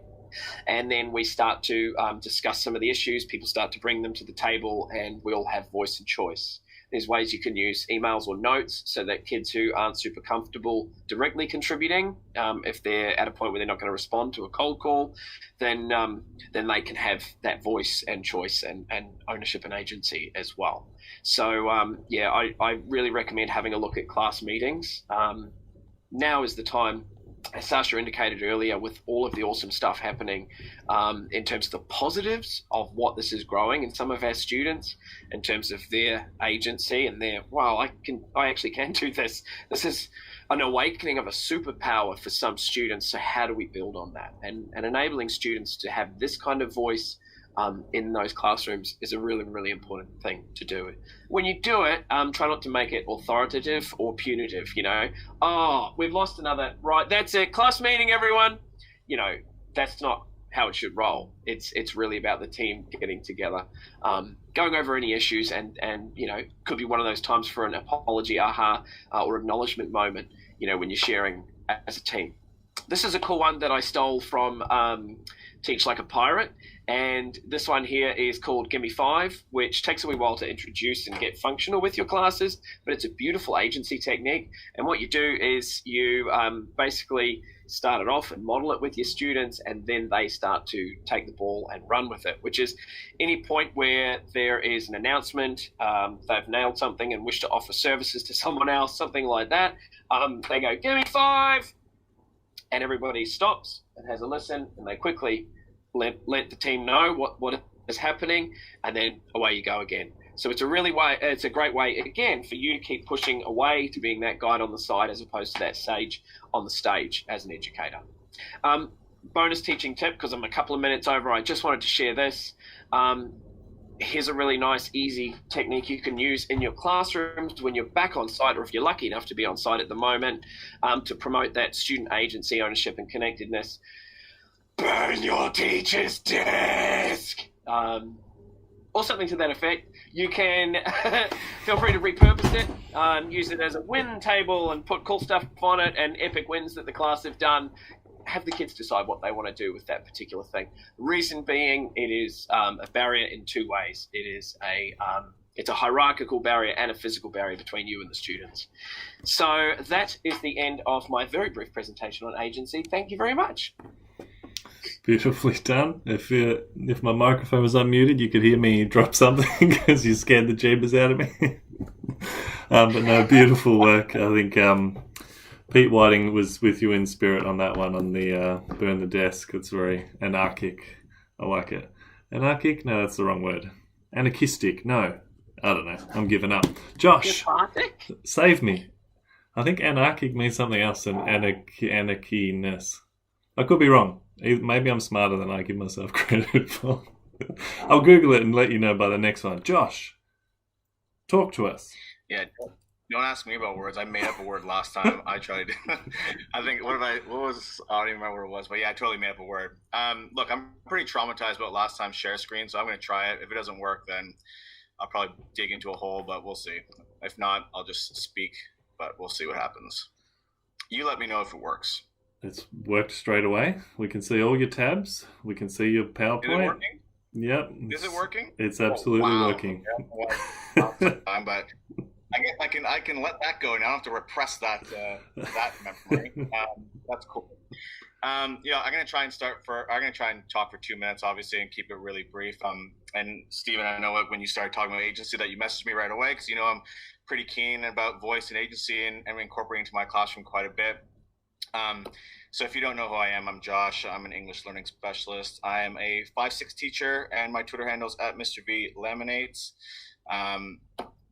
So I think one thing we're going to learn is that voice and agency is probably going to have about 1,000 definitions, and I just took this straight from DET Victoria's website, and I'm not going to read the whole thing for you, but keywords, voice is having the power to change something and feeling like your voice does count and matter, and I think that's you kind of need voice to move to agency, and agency is having that autonomy and being able to basically steer your learning into your direction and take responsibility and be an independent learner, which is obviously the ultimate goal. When I look at voice and agency, and when I had some free time as a teacher, like we all have so much free time, I decided to really start to, I guess, formalize what I thought engagement was, and how voice and agency and under the lens of relationships, because I think that even higher on this model that's not here with voice and agency is that without a relationship, or without that focus on positive relationships, it's going to be incredibly difficult to for a child or for a student or for a teacher or for the community to think that they have a voice if they don't have a relationship with somebody. So I think first and foremost, I'll start with that's one thing that you probably have to do. So I've broken engagement into basically 3 categories that I think are really important, and how voice and agency kind of relate to those 3 things. And I think from a student's perspective, there's their engagement in learning. From a teacher perspective, I think there's engagement in your craft, and then the third part is a community engagement, which is engagement in community, and that's from both sides of the thing. I'll try and explain it a little bit more in a second. But you're looking at student engagement and learning. It's voice and choice in what I want to learn, which moves to that ownership. And what I think what students have the one up on us, especially in primary schools, their imagination is far and wide beyond what I think I can think of, and I think that's where when their agency really starts to flourish and they feel comfortable enough to start doing that, that's where they're really going to one up you, is that imagination. And what I think what leads into the next thing is, I think some, maybe not a limitation, but maybe one part of where you might say, okay, but if the kids are always choosing their topic or always choosing what they want to learn, I think at some point, you only know what you know, or you only don't know what you don't know. And what I think what the teacher's job in this is to bring their agency and their voice into this and their interests, and that hopefully sparks new interest in students. I have an example, for people who know me and who teach with me, I try to bring futurism into basically every year I teach, because I think it's just the coolest thing. I love future tech. I love making predictions about the future. I love dystopian books and things like that. It's just something that I'm really interested in, and I don't know if kids would think of that without kind of me seeding that. So I think it's important that you as a teacher, you bring some of your voice as well into the creation of topics or inquiries. And I think that your job hopefully is to spark that interest in them, because then they're, when it goes back to them, like it should go back to them, is hopefully, if they're interested in it, that they have the agency to continue researching and moving it further in further parts of their learning. And I think with doing that, with having that agency to kind of bring in your own interests, again, you bring in that engagement in your own craft, and you have a passion for your craft, and you feel like things that you can do things that, you want to bring into your little community. And at the very end of it all, students learn about you. And I think, again, going back to positive relationships, that's the biggest thing, is that they're learning a little bit about your interests. And I think that's really important. The last one that I think that probably I personally want to know more about, and I haven't really flushed it out in my head that much, but it's, having that engagement in community, and having a community have a voice in how our kids learn. And I think it's, discovering, what does your immediate community around your school, what does it value? There's so many different diverse cultures and places in Melbourne and Victoria and in Australia, and obviously globally, but it's taking time to say, well, what does the community want in how they, or how much voice do they have in shaping, who these young people are going to, how these young people are going to learn, or what they're going to learn? Because essentially, the kids in primary school and high school, they're the ones that are going to be the caretakers of that community, and they're going to need to kind of know from people who are currently, leaders in the community, or people who live in the community. They're going to need to know, learn from them about where the community, needs to go. And I think that without having people and voices in that sector, it's really hard to kind of have to build the community, or to have a say in what your community is going to look like. So, I think part of me putting that engagement community is actually a call to learn. If anyone has any ideas, or if anyone wants to upskill me in that, I'm really curious to see how people are getting that community voice into to lead kind of projects and initiatives within the school. And then the last thing, and I hope I'm at 2 minutes or a little bit around there. So the last thing is, I think the biggest advice I can give anyone who wants to implement voice and agency into your teaching is basically 2 words. Just ask them. If you want to know how things are going, or how things are working, or if things are going to interest people, whether it's teachers, community, I think, or particularly students, you just got to ask them. And I think you'll find a lot by just asking them and letting them speak.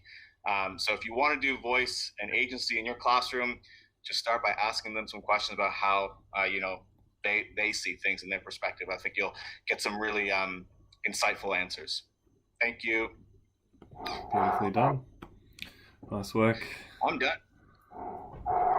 Love it. All right. If anyone has any ideas for community engagement, Josh is very prolific on Twitter, and he's a man about town. He's easy to reach. What a choice for. Thank you, Stephen. I appreciate that. No worries. For the record, anarchic was the correct word. I should never have doubted myself. We had it, myself and Tony had it at day dot. All right. Bernadette, over to you for early career teacher agency. Let's try to get that screen shared in. Okay, so Yeah, can you see me now? Yeah. So I'm going to talk to you about early career teachers, because they were the focus of my PhD a couple of years ago. And a school I visited was up in regional Victoria, and out of all the schools that I looked at, this school excelled in the way it looked after its early career teachers. And I want to show you some data for that, because then back in last year, I went back to that same school and interviewed the same teachers, or mostly the same. So let me just share my screen with you. Can people see that?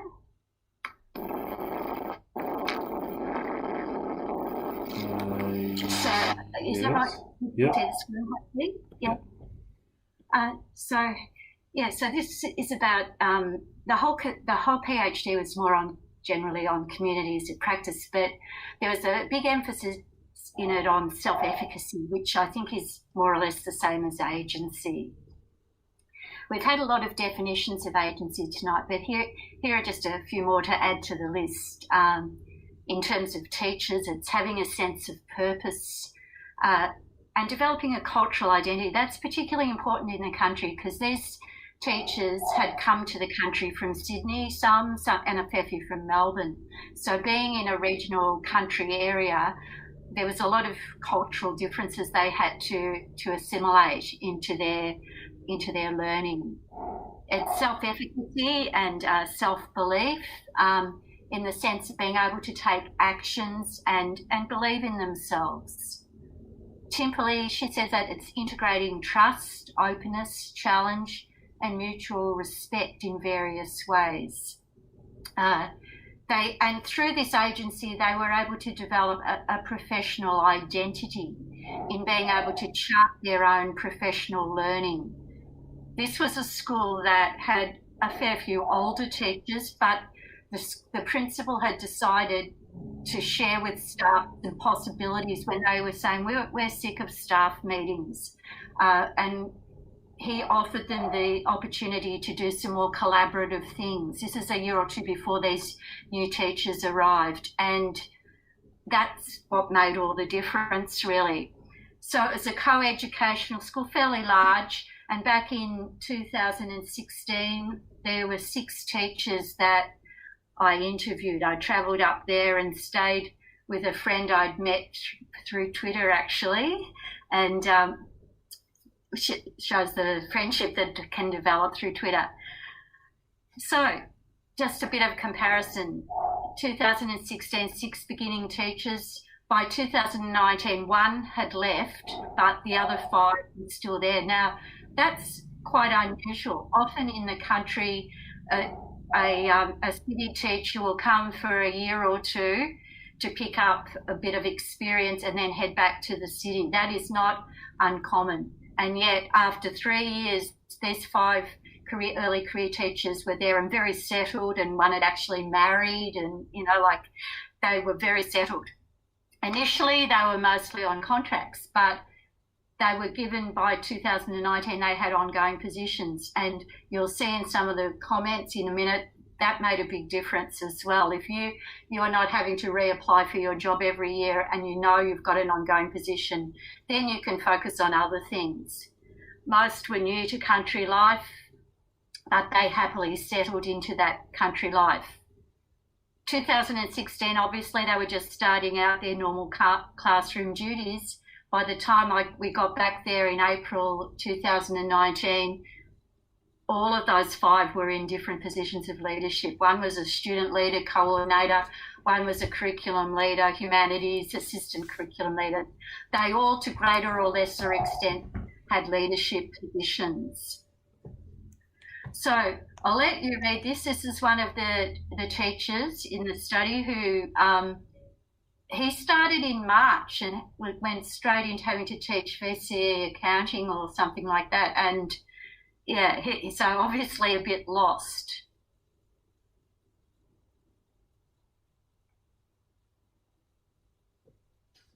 But by the end, he's one of the ones who became one of the student teacher leaders, working with the kind of SRC kids. how did the school develop this agency in these young teachers? Well, they had induction, but like induction in a lot of schools I've seen is 1 or 2 days at the start of term 1. This was induction that occurred right throughout the entire first year, and the teacher, their mentor, and the PD coordinator, and occasionally the principal popped in as well, would meet a couple of times a term when reports were coming up, they'd meet, or parent-teacher interviews were coming up, they'd meet. So they had what Eacott would call a sustained induction over almost a whole year. They had intentionally appointed mentors. It wasn't just someone tapped on the shoulder, oh, can you look after this guy? The mentors were chosen and they were appropriately supported. And then they had 2 different collaborative structures. They had a coaching-based type of community of practice where a survey, it was done by an external company, but surveys were taken from particular classes and fed back to the teacher, and then the coach and 3 or 4 other teachers, including some early career teachers, but also including some older teachers, would meet and take it in turns to look at each's data. And then there were more generalised personal learning teams where they put up on the notice board, you know, which group do you want to start, or have you got an interest in something, and people signed up. So they were more general ones. And again, these are some comments you might like to have a read through. They really enjoyed getting that feedback from students. And then the conversations, what impressed them most was the older teachers often would say, well, I've had that same issue in my classroom as well. So like they didn't feel as though they were the only ones struggling with a particular student or a particular class. They felt they were sort of in with it together and that they could talk freely. And in small groups, like this was a big school and 100 staff, they'd be too shy to put their hand up to say something. But in the small group, that level of trust began to work. And then not in their first year, but probably more towards the end of their second year, they started to look towards leadership. And there was a lot of scaffolding of that as well. They shared those ideas in their community and of practice, and they were supported in doing it. I know one of the teachers, she shared a POL position because that was a nice stepping stone for her. They could see other people the same age taking on this leadership. Now, mind you, it is probably easier to get a leadership position in the country than it is in the city, and there's pros and cons of that, but at least they felt in this particular, they were very happy to get the position in this sense. These are some other comments.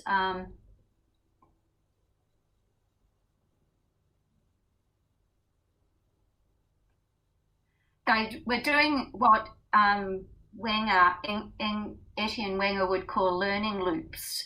So a learning loop is where you bring a situation to your community and you say, you know, I'm struggling with getting students to talk. I can't get discussion going very well. You get some ideas of how you could generate better discussion. You take it back to your classroom and try it. And it might or might not work well. Then you come back to the group and say, all right, I tried this, this part worked, this part didn't. And then you refine it a bit more, et cetera, et cetera. So that's called a learning loop. And these teachers had experienced learning loops. So basically then, how did it all come together? Well, I think it's partly the transformative role of the leaders in that school. They took on the challenge of taking on 6 or 7 early career teachers. They put the finances, it takes management, it takes money to free up teachers to be able to attend sustained induction meetings over the whole year, but they had the vision to do that. There was a significant role for middle year level middle level leaders, and they don't get as much kudos often in the literature as the principals, but in a sense they're the ones. It was the PD coordinator who really facilitated the learning of these young teachers. Is what Wenger would call a social artist, inspiring them, supporting them if anyone was having problems, working it through with them. And then also, thirdly, it was the importance of the whole school community. Like, they would just feel like they could walk in the door and people would say, how are you going? Do you have a good weekend? That it was not just isolated within the community of practice, it was embedded within the whole community. So that's my that's me. Beautifully done. So yeah, that's often overlooked, I think, induction, mentoring, and early career teachers. Yeah. So thank you. Next up, we've got Olivia O'Connor. No worries. Who's talking to us about when autonomy becomes agency. So to me, that's a very exciting concept because. Oh, there you are. Take it away, Olivia. Over to you. Me. Hi, everyone. In a traditional TeachMeet fashion, I'm going to start by telling you a tiny bit about me. I am an overly enthusiastic person when it comes to curriculum. As a primary educator, I'm particularly passionate about how we do things better in terms of driving student learning. I'm also very excited about the wonders of mathematics education for young people, and my utter passion is using manipulatives with our students. So I'm going to share my screen now, if I can make it work.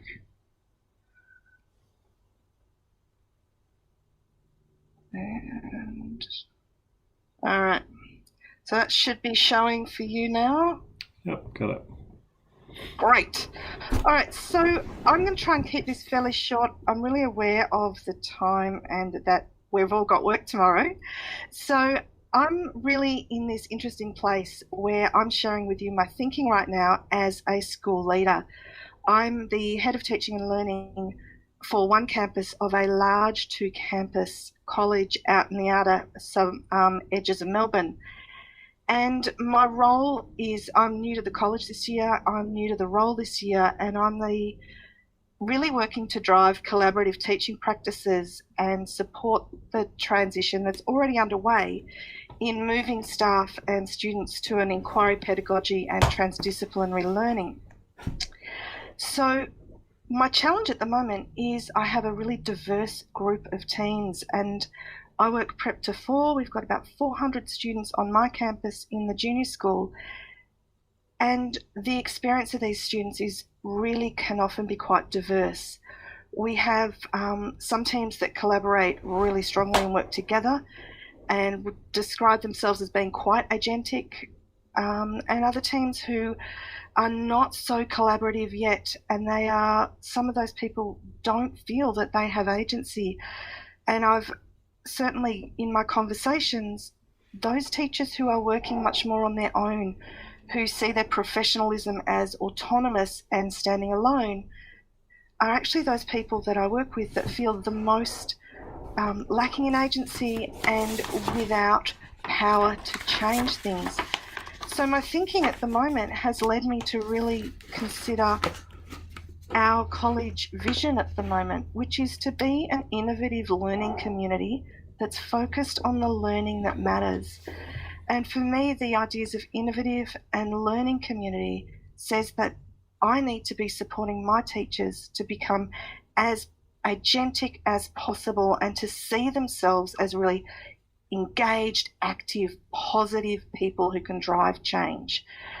So as I like to say, I'm recently paroled from being a PYP teacher. I've moved out of that system at the moment, but I hold really dearly 2 of the IBO's views on what agency is. The first one here is the power to take meaningful and intentional action, being aware of rights and responsibilities, and those ideas we've kept hearing today about voice and choice and ownership. And we heard earlier, I think it was, I can't remember who it was who referenced Bandura, a slightly earlier quote here, but that agency enables people to play a part in their self-development, adaptation and self-renewal with changing times. And I think at the moment, as we're all trying to work through this remote online learning process, seeing ourselves as teachers as having huge agency is really important because it allows us to manage the challenges we're experiencing. So with all this challenge about how do I support my teens to see themselves as agentic, I've gone back to a text that I really loved about 18 months ago. In my master's, it came across some conversations, and I realised that this idea of collaborative professionalism is really a great way of thinking about how we become more agentic as a profession and how we work together on that. I particularly love this quote that collaborative professionalism is not the enemy of our positive individuality. We heard earlier from Scott and from Michaela and from Olivier that these ideas of being active, having intuition, not being a free-for-all, but this collective strong culture of responsibility all come together to possibly make us really agentic. And I love this idea that it's not about suppressing accomplishments, it's not about irritating or intimidating, but it's actually about still seeing our positive identity. So at the moment, I'm really exploring, starting to explore it explicitly with my teams, but also really thinking hard about these ideas, these tenets from Hargraves and O'Connor about how we come closer and closer together in our teams and as a larger group with staff and leadership on bringing ourselves more into standing side by side with each other. And so it's that idea of we, as a team, we actually have autonomy as a whole team to drive change, seeing ourselves as really effective and having efficacy for our students and for ourselves, and really exploring where we're doing things well, where we can change things, how we can be collectively responsible with each other. And as you move around that circle, you can see that there are so many different elements of this collaborative professionalism, but it keeps coming back to collectiveness and belonging together as a group of teachers to then, from my perspective, really drive our thinking and our ability to make change in our workplace and make change for our students. So some of the questions they suggest are that we can ask ourselves to really drive collaborative professionalism, but particularly when I'm thinking about agency, are some of these questions here. Are we willing and able to make significant professional judgments together, be that in teams, be that as a section of the college coming together and making those choices? Do we ask questions about our own and others' practice on a regular basis? And do we actually intend to act on it? And to me, that action is really important.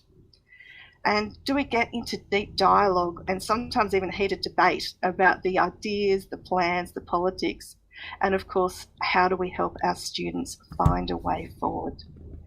So I often think when I'm working with my team, I often think when I'm reflecting as a reflective practitioner, that I need to be aware that these are the conversations that are happening.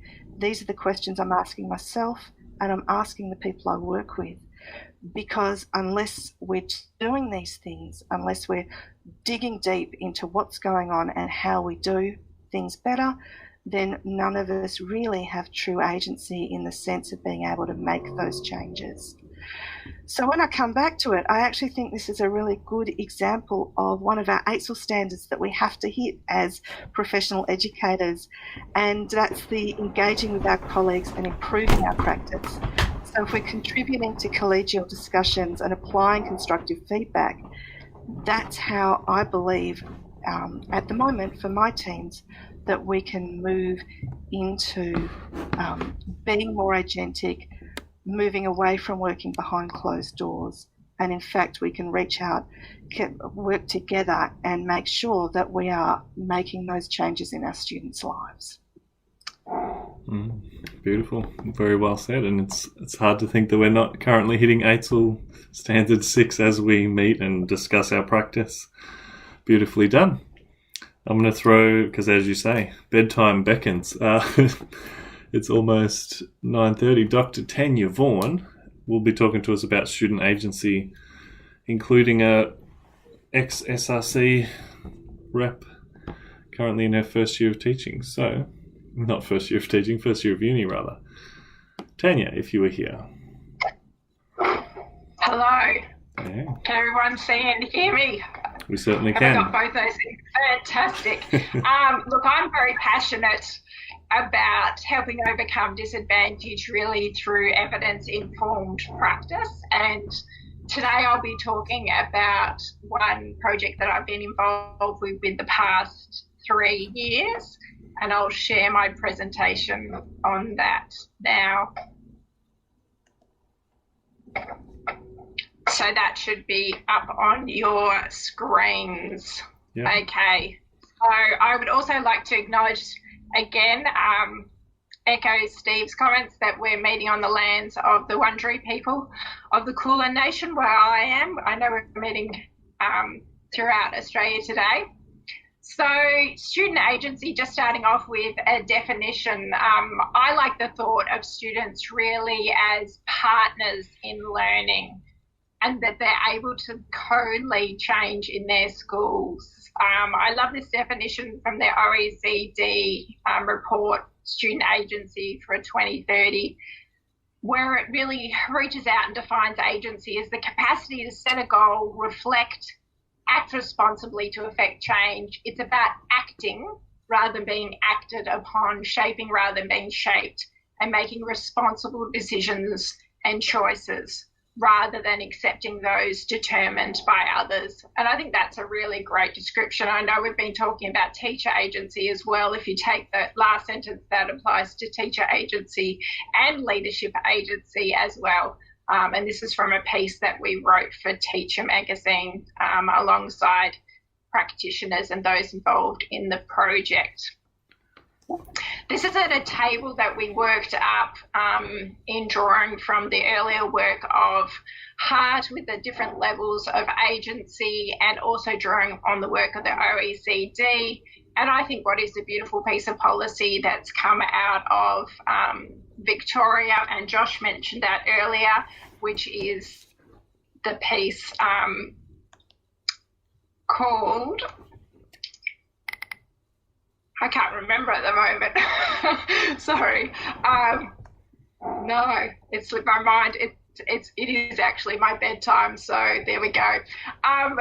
Anyway, I've taken all those pieces and melded them all together into 8 levels of agency.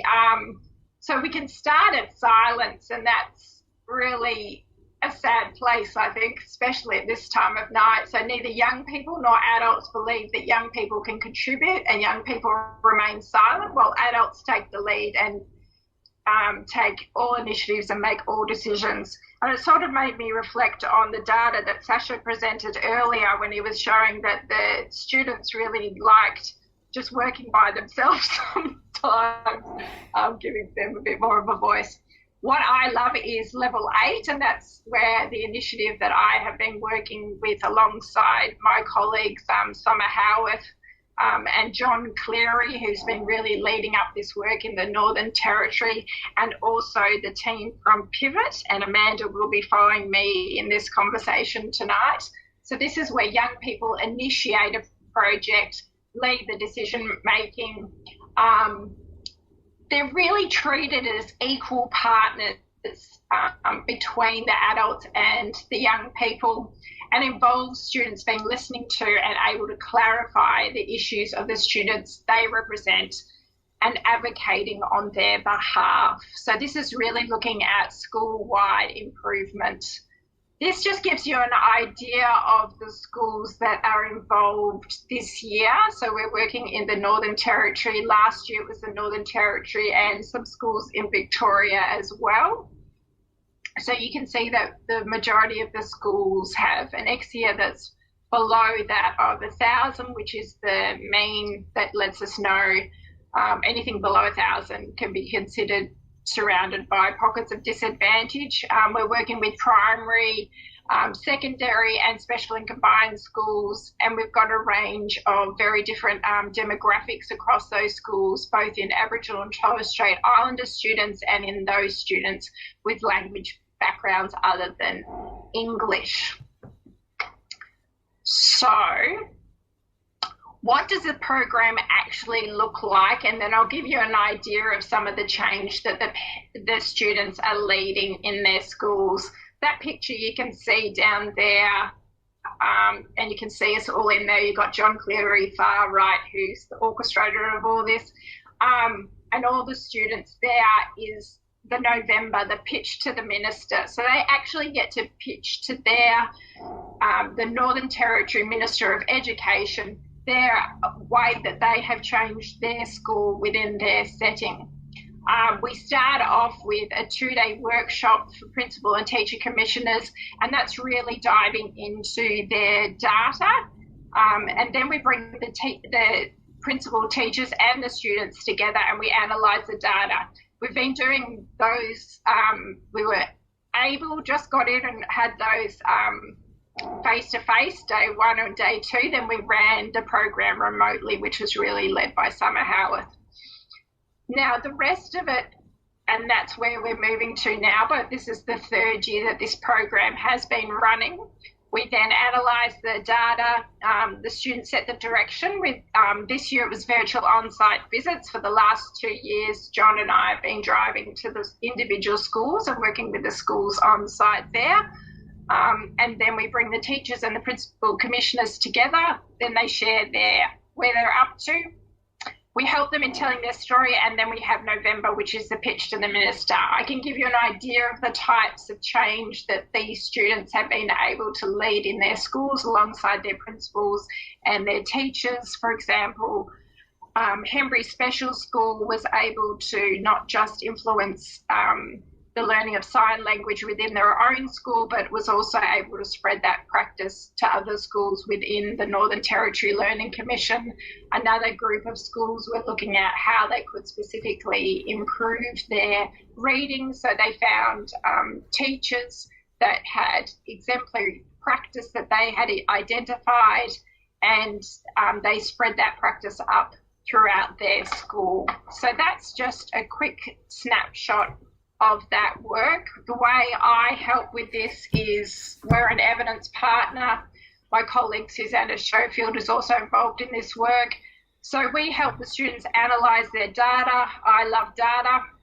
So we look at what is a key area that they can focus in on to improve in their school, and then we say what's some quality evidence that they can use in terms of, and I like to couch it as best bets, because I am really strong on making sure that it's evidence informed and that the profession owns the decision making. So that is really it from me. That's how you can get in touch with me and all our handles, etc. And then at the very end is a massive further reading list for those of you that just love student agency and want to find more out. Beautiful. Looks like my slide. Love it. All right. Thank you very much. I'll be reading the list later. Okay. Beautifully done. And let's throw quite naturally over to Amanda Bickerstaff. You almost handed it to her. Go ahead. Well, thank you for having us. I know it's late, so I'll try to not go too long. I want to also introduce, I have Glenn Gillette with me, who's our voice advocate, who is a first year. And so I got a premature invite, although we do work with Tanya, so it worked out pretty well. So I'm just going to share my screen. As I said, my name is Amanda, and I am the CEO of Pivot Professional Learning. We are an organization focused on student voice and agency.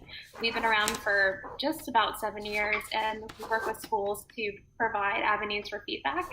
We have this kind of kid lost in space a bit here, which is the thematic look we've been doing just around what's happening right now in terms of students' lives, especially in Melbourne. I wanted to start, though, with something that we believe very strongly with, which is that to do our work, we must first listen to our core audience. And so I'm going to pass it over to Ren. Ren is a first-year uni student. We met at a Student Voice conference, and after seeing how great and just committed she is to supporting Student Voice and agency, I had to hire her. So I'm going to just give an introduction to why Student Voice and agency right now is so important. For sure, and thank you so much for having me. I think that actively seeking student voice is always important, and it should be because students are at the centre of education. But I think now, more than ever, now that we're in this distance learning format, it's critically important for two specific reasons. So firstly, student engagement. So already student engagement is critically subjective, but now it's almost like we're having to sort of relearn what students find engaging because it's a completely different format of learning. And so I think I've written it down. Josh, he said it before, ask them.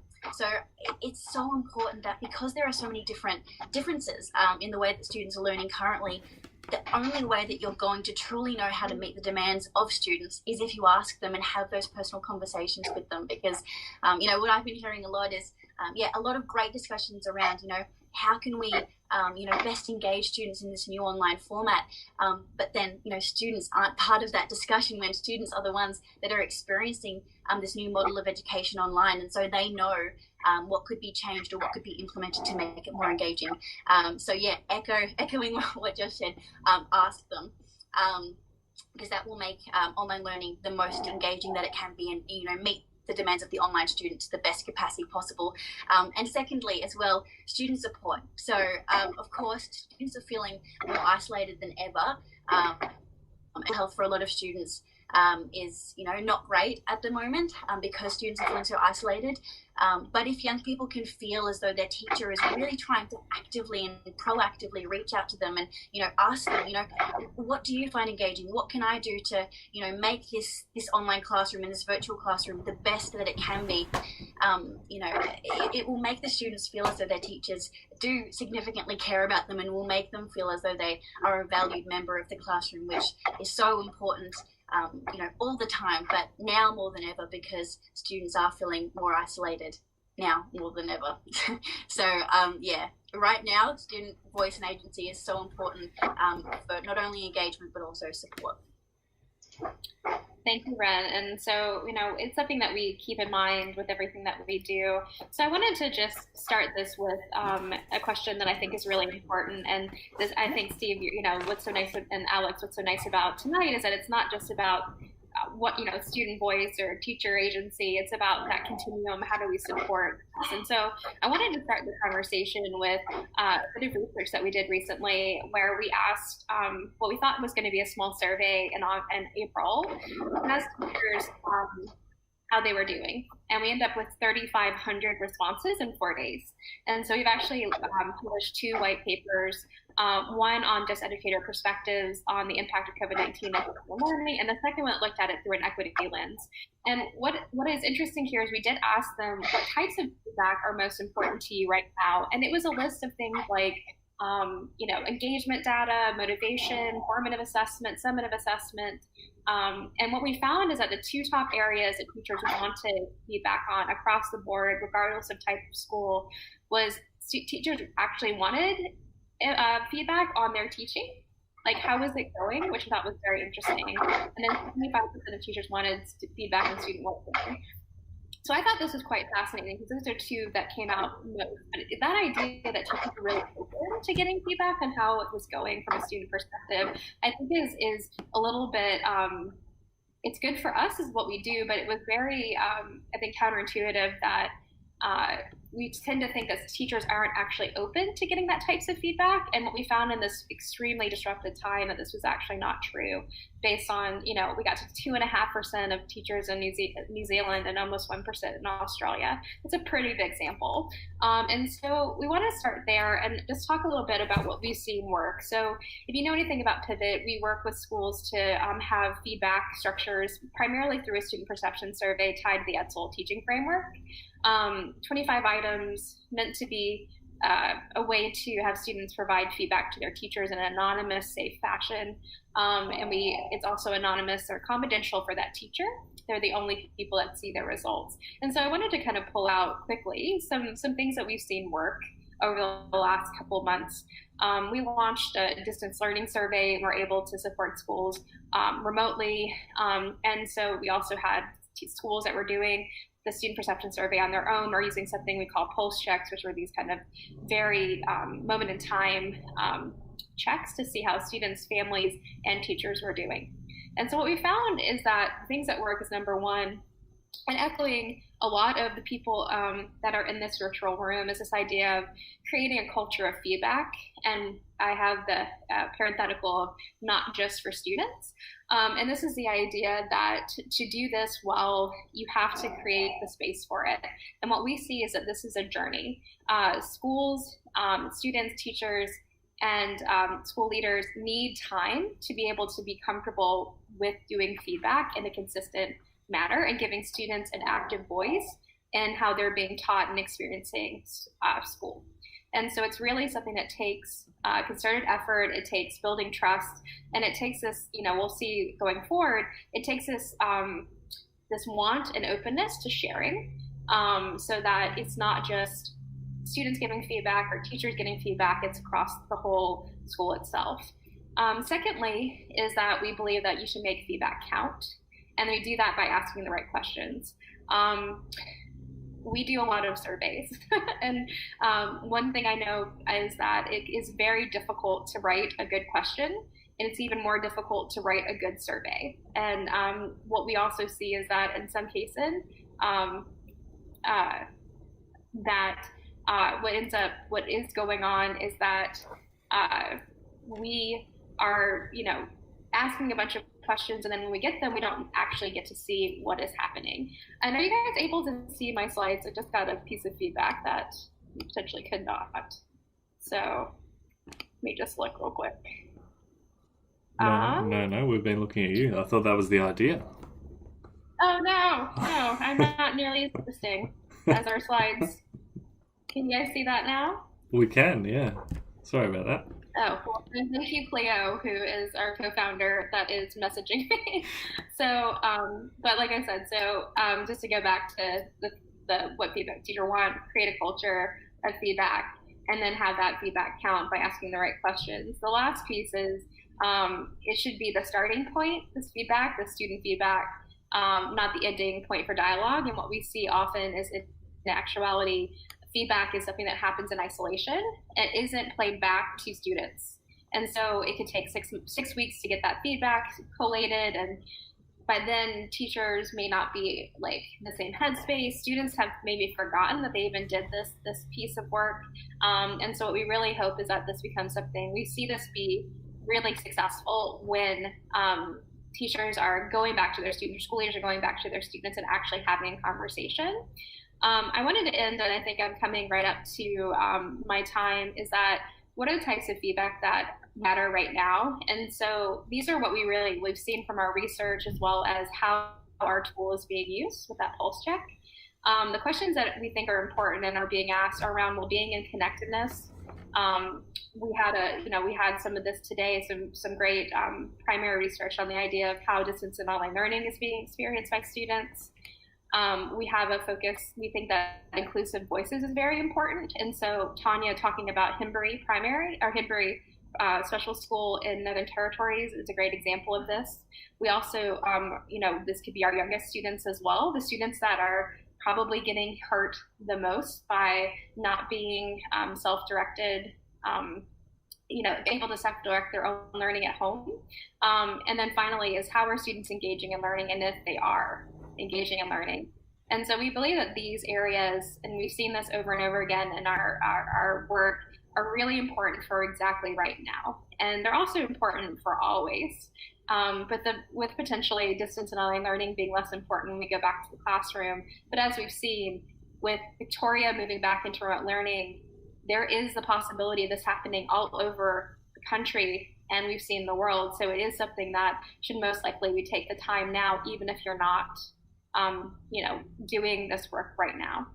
So we have right at the 8 minutes, but if you'd like to get in touch with us, my email is here. If you'd like to talk to Ren, I'm happy to give you her email address, but we just really appreciate the opportunity to be with so many people that are dedicated to voice and agency, which is such a big part of what we do at Pivot.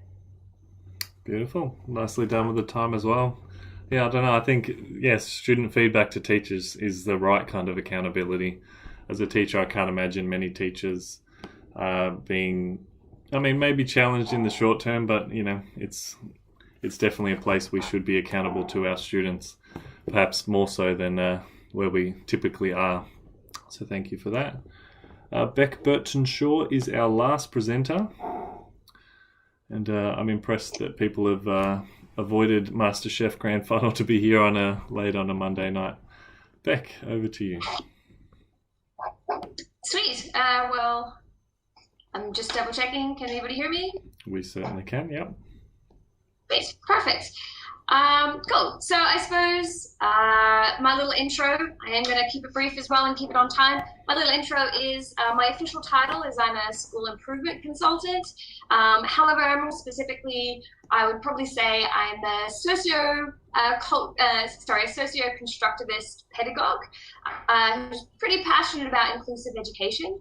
I use my hands far too much when I speak. I have Dr. Seuss tattoos on my fingers, and my dog is my best friend. So that's pretty much me in a nutshell. Yeah, cool. I was at the hairdresser's the other day when roughly an 8-year-old girl and her mother came in, and she had this beautiful, long, yet tangled, below-the-waist hair.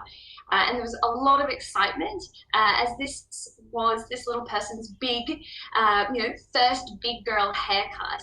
And when the hairdresser asked how much she'd like to cut off, the girl directed just below her shoulders, and Mum immediately started to panic. For at least the next 10 minutes, while my foils continued to cook, the three parties continued to discuss and negotiate the length of the haircut, and tonight's planned discussion immediately popped into my mind. It had been, it had me thinking about agency, voice, the different layers, the manifestations, and the opportunities for it. Would this not be a great time for this little person to have some agency in that safe and supportive way? Now, please don't think I'm parent bashing. I'm not. I'm just a curious little critter. But at the same time, the same oxymoron behavior is seen in our education system as well. As a first-year teacher, I taught at a bilingual, bicultural school for the deaf. So 2 languages and 2 cultures influenced by language. Where appropriate, students had the choice of how they wished to communicate, so either verbally or through sign language. How liberating, right? However, this agency was often taken away by those within the school who chose not to learn sign language, including the principal of 8 years. And I'll completely leave alone, the unethical behavior of undermining the desire to communicate by aimlessly nodding along regardless of comprehension. I'll leave that aside. Years later, I was a school leader within an Indigenous community on a remote island in far north Queensland. On Fridays, just before school, the school week ended at 11 a.m. so families could go out bush. There would be a special time set aside for a class or a student-selected fun activity to celebrate school attendance and an opportunity to build rapport and relationships. However, some saw this as too extraneous, while others saw the opportunity to confiscate students' voices as some form of punishment, and occasionally for things these children couldn't control. Now, I don't think these examples are, much different from tonight's conversation, and I completely agree that the advocacy and for the importance and the benefits. In fact, if we listen to the world, there is so much being said in human development, metacognition studies, educational discussions, social media campaigns, and our own inner concerned realists, pushing for our young people to grow up to be active, confident, free-thinking agents of change. Therefore, we cannot afford for student agency to be another insincere buzz phrase where we once again ask too much from our teachers. Especially seeming agency amongst educators is quintessentially quite artificial. If you search teacher agency on the interwebs, the terms school improvement agendas and professional development often follow. However, what we also know about school agendas, initiatives, reforms, visions, are that they change quite a lot, intentionally or unintentionally. In my role, I've had the privilege of working with hundreds of teachers from all different schools across Australia, but now most specifically across Queensland. And a lot of my job involves supporting schools through change management and professional development. And I've seen identities, challenged and change feared. I've seen change rejoiced and teachers grow. Additionally, just mentioning, in a paper published last year, Emnitz and Vanderwall stated that teacher agency is within the constraints of curriculum, relationships, dominant culture, of resources, equipment, and ICT and all that. But I challenge that because my agency over my pedagogy is something that cannot be taken away. If I have that and I represent myself, my experiences, my thoughts, and my voice, then those other things are just logistical barbed wire fences and boundaries that I need to get a little creative with. And unlike Bandura's kind of concept that agency is more of the personality, I prefer to think of agency in the way of action. Therefore, teachers need to act and be empowered to act within our own development if we ever want to get rid of this. I don't know what your job is, but my book says that you're doing it wrong. Shout out to my husband there.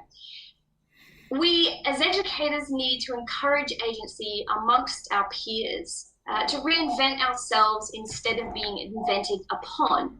And, to do this, we will need to let each other have voices and develop structures and routines to facilitate this.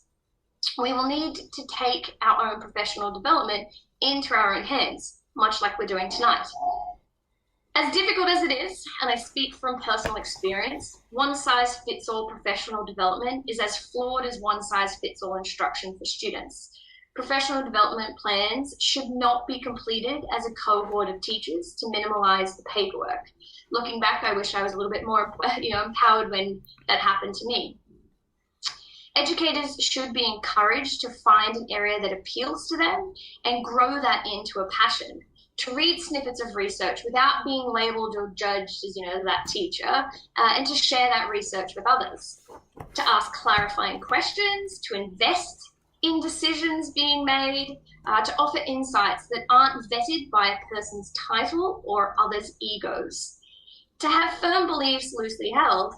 I'd love to discuss your half-cooked ideas if that means that we would both come out as better teachers on the other end with a clearer perspective on things. Now, I'm not encouraging anarchy, and I know that's a word that we've already used tonight. However, it might seem that way to some. It might not be easy to do this. You may need to search for a platform that makes this more attainable. However, I am actually working on a little side project in this space for that reason. The complexities of schools is another world.